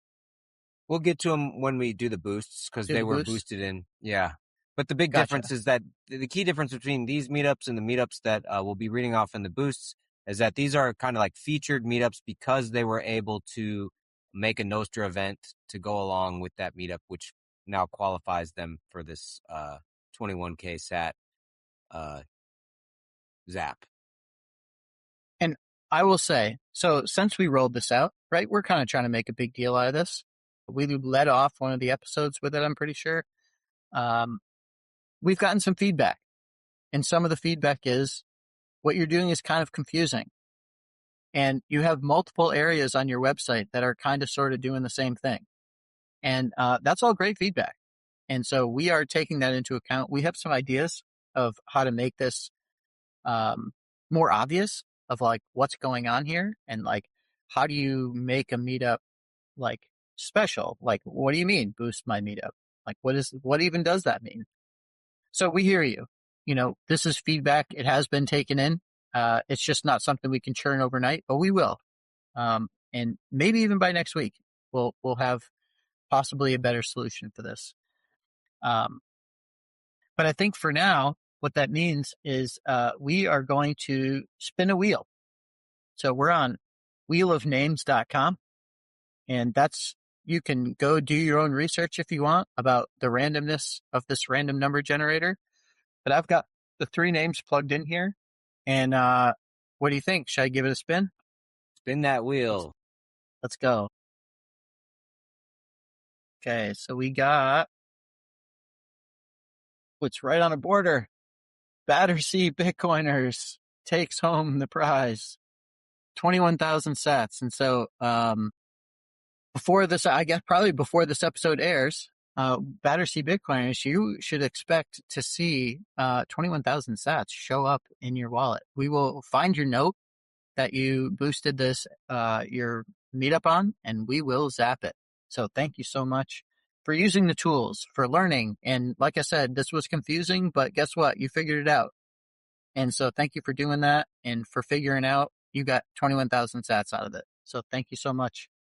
And hopefully we will make this stuff easier, but that's part of the reason that's why we're doing this big sat giveaway, is because now that people are using the tools, now we get the real feedback.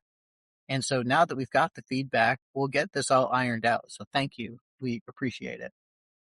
Okay. So I guess before we head into the boosts, we have been doing a lot of updates to the website, but I'm kind of feeling like we might be a little bit short on time here. So we will have to save, I think, some of those meetup or some of the website updates that we've been rolling out, maybe for next time. We'll probably find some time to talk about them piecemeal through these boosts, I think. All right, we cool. can kind of find ways to discuss some of this stuff. But yeah, I guess does that mean we're getting ready to recognize some boosters? Let's transition to boosts. Thank you. Righty. Okay, so I'm not in exactly the right place. Here we go. So the first boost we have 420 sats via localbitcoiners.com. Thank you for boosting from the website. And I believe this npub isn't rendering, but I believe it's from Logs. And that is, he's got 3 race car emojis and a meetup attached, which we've already read off, but it's Indie Bitcoin Meetup number 58, July 15th at Union Jack Pub. And all the information you need to get to that meetup is linked right there in the nostr note. It's available on our website.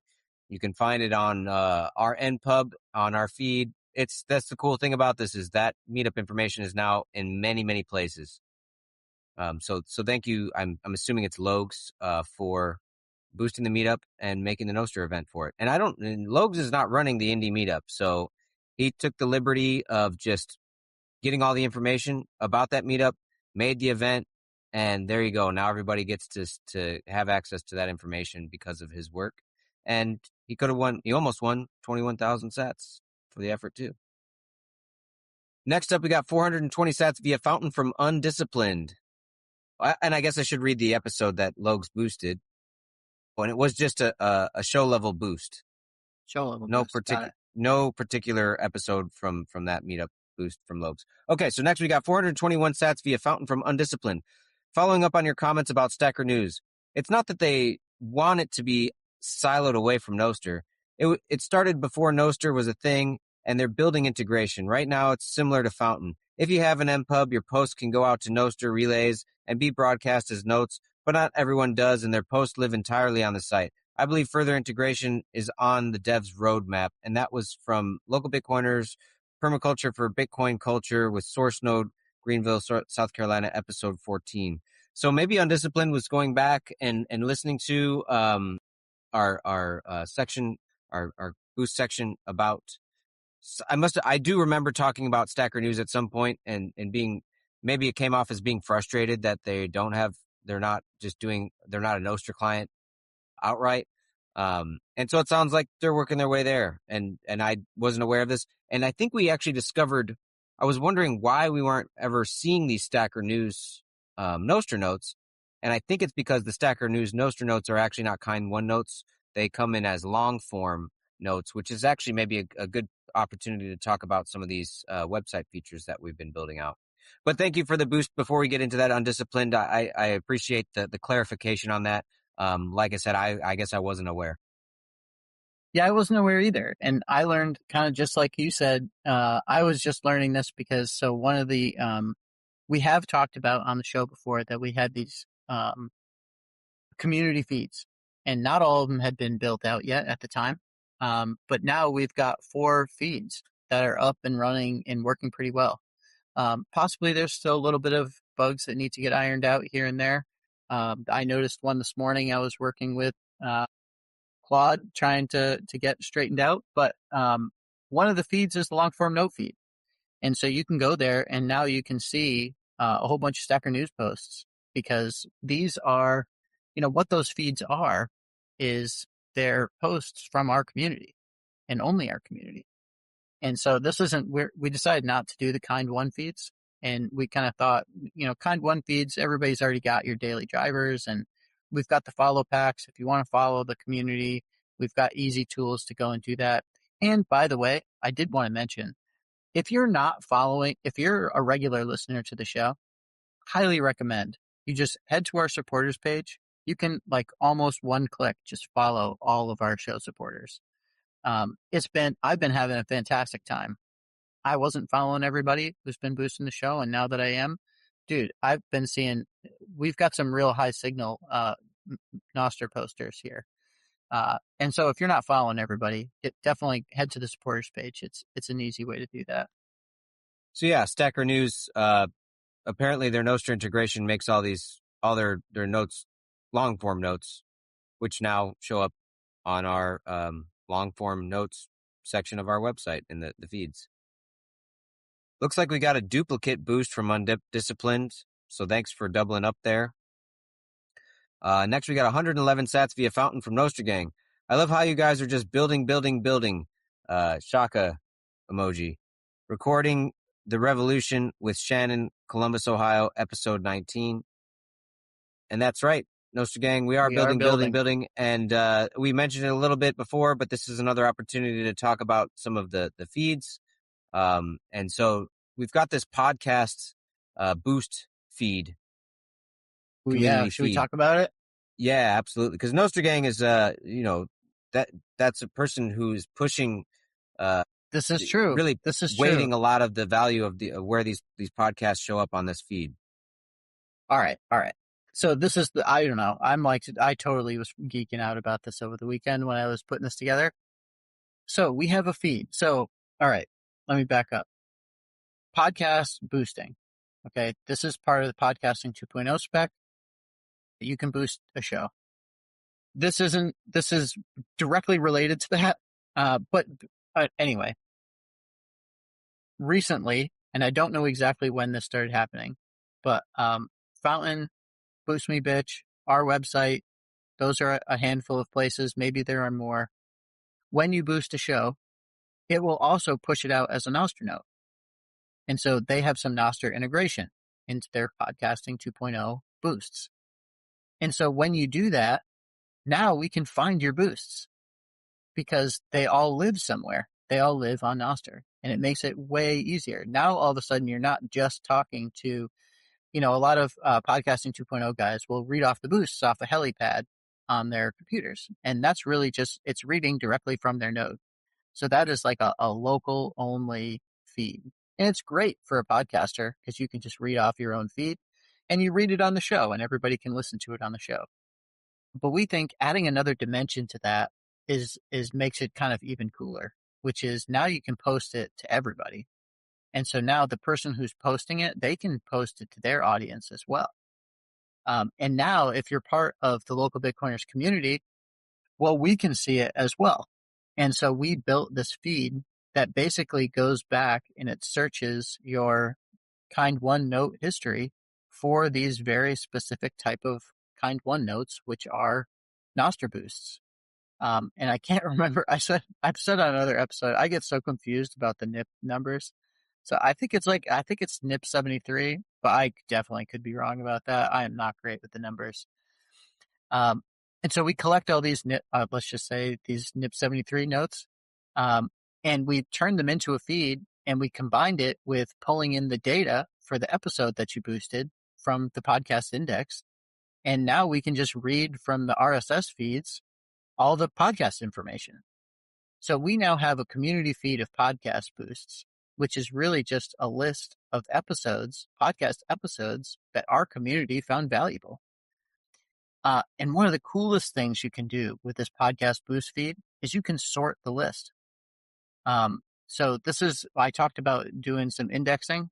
And so one of the benefits of that is that now this stuff is like pretty fast and snappy.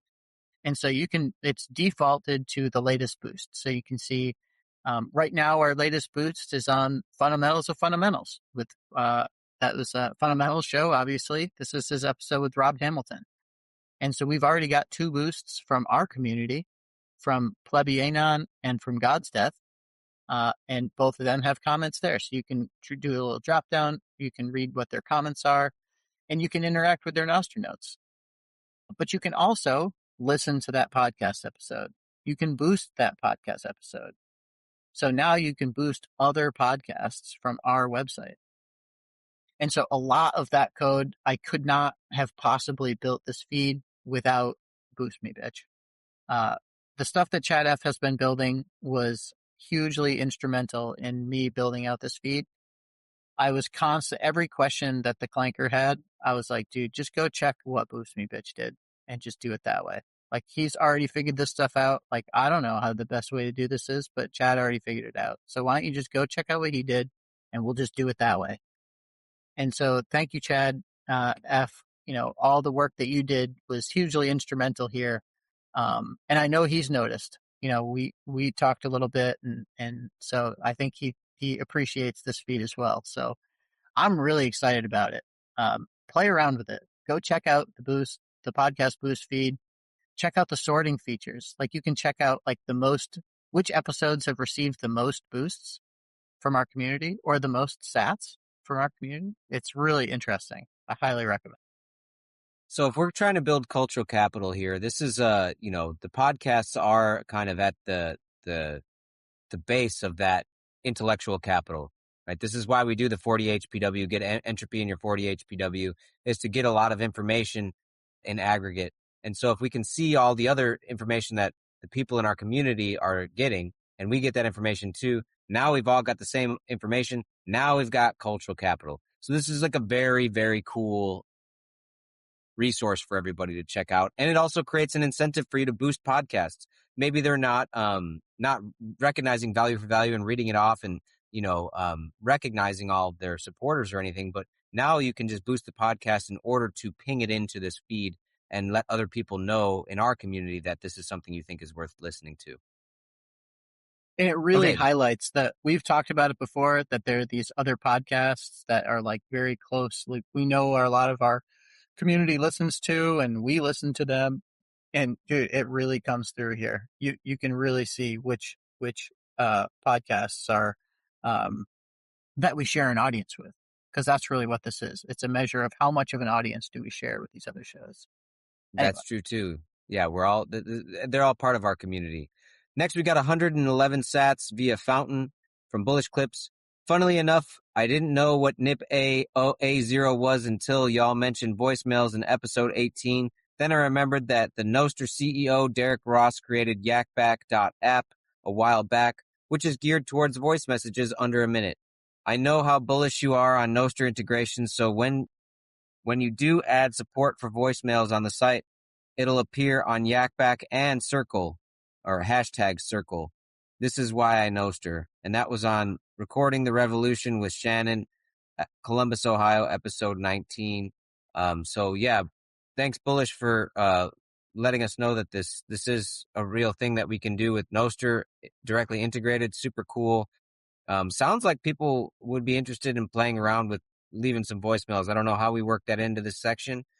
But we'll think about it and see what kind of games we can play, so y'all can tell us some stories about your latest meetup. I think the best idea is doing the no agenda style, just calling in from the meetup itself, and you can say like, hey, we're so and so, this is Bitish from Cleveland Bitcoin meetup, and then everyone's just like, hey, and it'd just be something fun like that.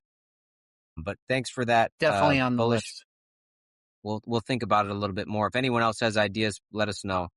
221 sats via Fountain. Hashtag Circle is a web client with NIP07 login, so it can be used on mobile as well. I use it on iOS with and that's all we got there. So I'm assuming this is bullish again, letting us know that Seems like it. hashtag Circle is a web client, but it can also be used on mobile, probably through the just pinning it to your home screen or whatever. And like so a that was on. PWA. PWA. Thank you. That's what I mean. Recording the Revolution with Shannon, Columbus, Ohio, episode 19. Next up, we got 1,237 sats via Fountain from God's Death. God's Death says, "Thank you, gentlemen." And that was on Recording the Revolution with Shannon, Columbus, Ohio, episode 19. Good to see you back boosting again, God's Death. And now we can see that you've been boosting other stuff like the Fundamentals of Fundamentals podcast that just came out. So isn't that cool? God's Death is another prolific podcast booster, and now you're going to be able to see all the podcasts that God's Death likes through this community's feed on our website, and you'll get the same signal that he's getting in his 40 HPW. Hell yeah!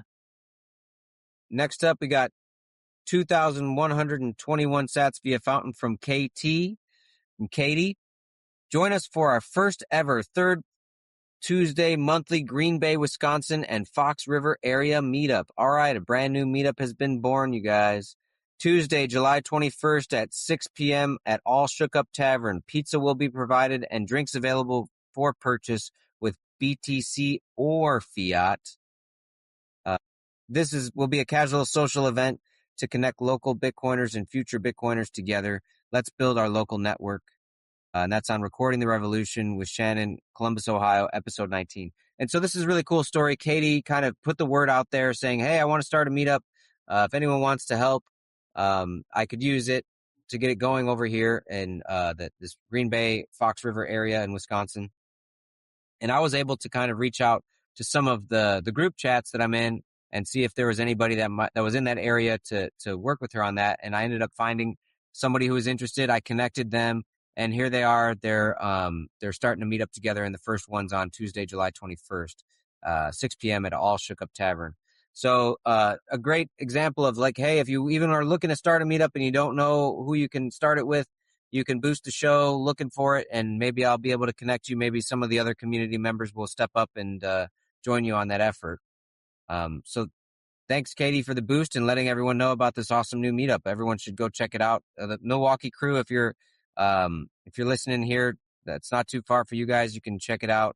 I don't know how far it is from Madison. I know there's a Madison meetup, but anyways, check it out. It was the dream of the show when we first started, right? It's Getting happening. New meetup started. It's happening. So thank you so much for going through and actually following through, right? Not just saying it, but actually doing it. It means a lot. Thank you so much.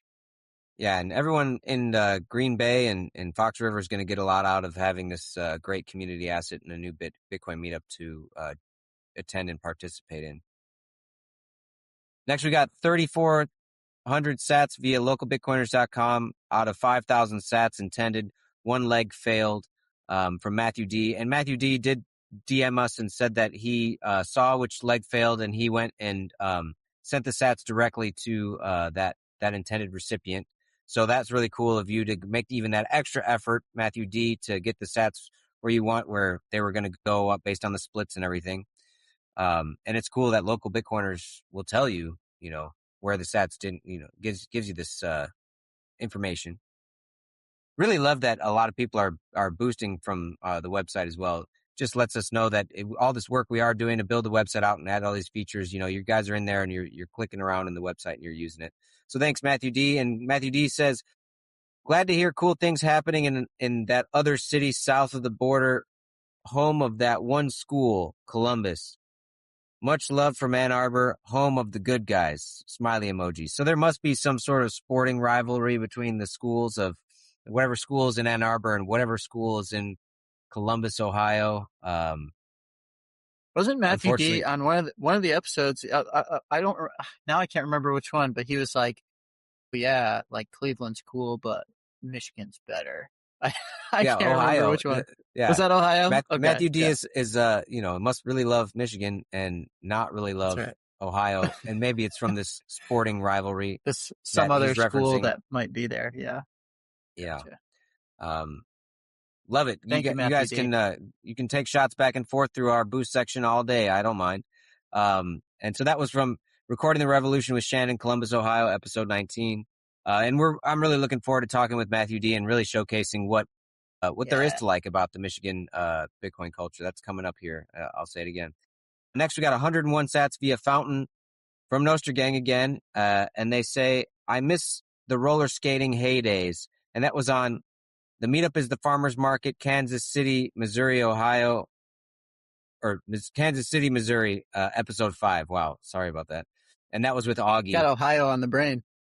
Yeah, man. Too many saying Ohio too much. But so Nostra Gang is going back and boosting old episodes, Yeah. but they're giving context to prove that they are actually listening to it. Because if you go back and listen to Meetup is the Farmers Market, episode 5 with Augie, you'll find out that they were just getting started with they were talking about the next meetup was at a roller rink. So there you go, Nostra Gang. You're much like Shadrach, proving that you did listen. Otherwise, you're not boosting. But Permanerd's way of just boost sprinting to get on that leaderboard is fine too. Because as we say every time, It's all part of the game. By boosting each episode, you are giving a little bit of sats to that Bitcoin community too. And so you're spreading the sats out amongst the Bitcoin culture and just showing that you care about Bitcoin culture in general by getting on that leaderboard. Whether you listen to the episodes or not, surely we prefer you listen to all of it because there's so much you're going to learn. But if you obviously don't have time and you want to get on the leaderboard, go ahead and boost them all. Next, we got 500 sats via localbitcoiners.com from Battersea Bitcoiners. And this message is saying, boosting my meetup from localbitcoiners.com/meetups. And they have the Nostr event in here, Battersea Bitcoiners, July 26th. And actually, it's maybe I wonder which one's correct. So it's July 26th in the title, but then the date of the meetup is July 22nd. I know. Well, 26 is the year. Oh, July. Oh, I see. So it's probably I got confused meetup by number that too. 26. It's for Battersea Bitcoiners meetup in July, the 26th meetup overall, and that's on July 22nd. We figured it out, Battersea Bitcoiners. It could mean July 2026. I don't know. Oh, man. You're really making us use our brains here with this one. Goodness gracious. No, I did All get right, confused by it too. But yes, no, July I think 22nd. actually you're probably right. It's probably July year 2026. But yeah, the big point is a Wednesday, July 22nd. You can go to Little Bianca 132 North Cote Road, Clapham Junction, London, Borough of Wadsworth, Greater London, England, Southwest 116QZ, United Kingdom. What an address. Great. You were braver yeah, than I was. I just said United Kingdom. Yeah, I didn't know what I was getting into. I didn't look ahead. I just started reading it. What a tongue twister of a meetup, of a boost. But thank you so much for Battersea Bitcoiners. 21,000 sats is going to be heading your way for that boost there. So it was definitely worth the effort and listening to me struggle through reading all of that. Okay. Next, we got 420 sats via localbitcoiners.com from Alice A. Sacktown Bitcoiners monthly education meetup Thursday, July 23rd. Find the random door on the side of the library building. And so there's a link here to a meetup.com meetup. I'll click it and see what it looks like. So yeah, Thursday, July 23rd, 7 p.m. to 9 p.m. at North Notamus Library, Sacramento, California. We typically meet at the library community room on the fourth Thursday of each month. All are welcome, and anyone new to Bitcoin is encouraged to come ask questions or just listen in to better understand the many benefits to humanity Bitcoin offers. We will also facilitate a community goods and services exchange as we start to grow our circular economy. Bring anything you'd like to exchange for sats. We've had grass-fed beef, organic veggies, honey, jewelry, books, pesto, anything really. Get creative. Beautiful. love to hear that they're trying to build the circular economy over there at Sacktown Bitcoiners in Sacramento. Thanks for letting us know about that, Alice A. Did you have anything, Reed? And West Coast is on the list. We've been trying to hit these regions, and we've been talking a lot about trying to find a way to get West Coast coming up, maybe towards the end of the summer, something like that. Yeah, We'll and see. you know, like people, we have plenty of friends that we can talk to. We know a lot of meetup organizers and stuff, but a lot of the Sacramento, Alice A had been kind of poking us to talk with I think it was Alice A. Somebody, if it wasn't Alice A, it was somebody who was poking us to talk to Sacramento. And then I've been reached out by another guy who's been listening to the podcast saying, hey, there's this cool thing going on over there near Sacramento. And so we're probably gonna be trying to make an effort to schedule some recordings in that direction. So the point being is, like, if you got a meetup going on and you want to get on the show, you know, you can just interact with us and let us know, and let us know that you're enthusiastic about talking about what's going on at your meetup and what your culture's like, and we'll try and head in that direction, unify the region. I think this last group of this sort of Ohio, Kentucky, Indiana group really got to know each other. They're connected now because we've recorded with all those guys, and so I'd like to do the same thing elsewhere. But thank you, Alice A, for letting us know about the Sacktown Bitcoiners monthly education meetup, July 23rd. You can find the meetup.com link on the boost. And finally, the last boost of the night, 100 sats via localbitcoiners.com from Alice A. And Alice A is saying, clicking around on the Local Bitcoiners website. And that was just a Local Bitcoiners, it was just a boost on the website. So thanks for clicking around and playing around with the Local Bitcoiners website. Seems like you figured out how to do some cool stuff with the boosting and everything over there. It will continue to be a cool place to keep clicking around as we add more of these community feeds and features. Yeah, so we hope we're making websites cool again. That's kind of, being able to plug a website into Nostr, just it unlocks a possibility that hadn't existed before. And so I really, Rev said it before, I will say it too. I really appreciate you guys using the website and giving us feedback. We've been getting lots of feedback. What's working, what's not working, what's too confusing, bug reports, a bunch of different things that you guys have been providing value back to us. And so we're taking all that feedback and we're doing the best we can with it. But yeah, love to see you guys using the website. Thank you.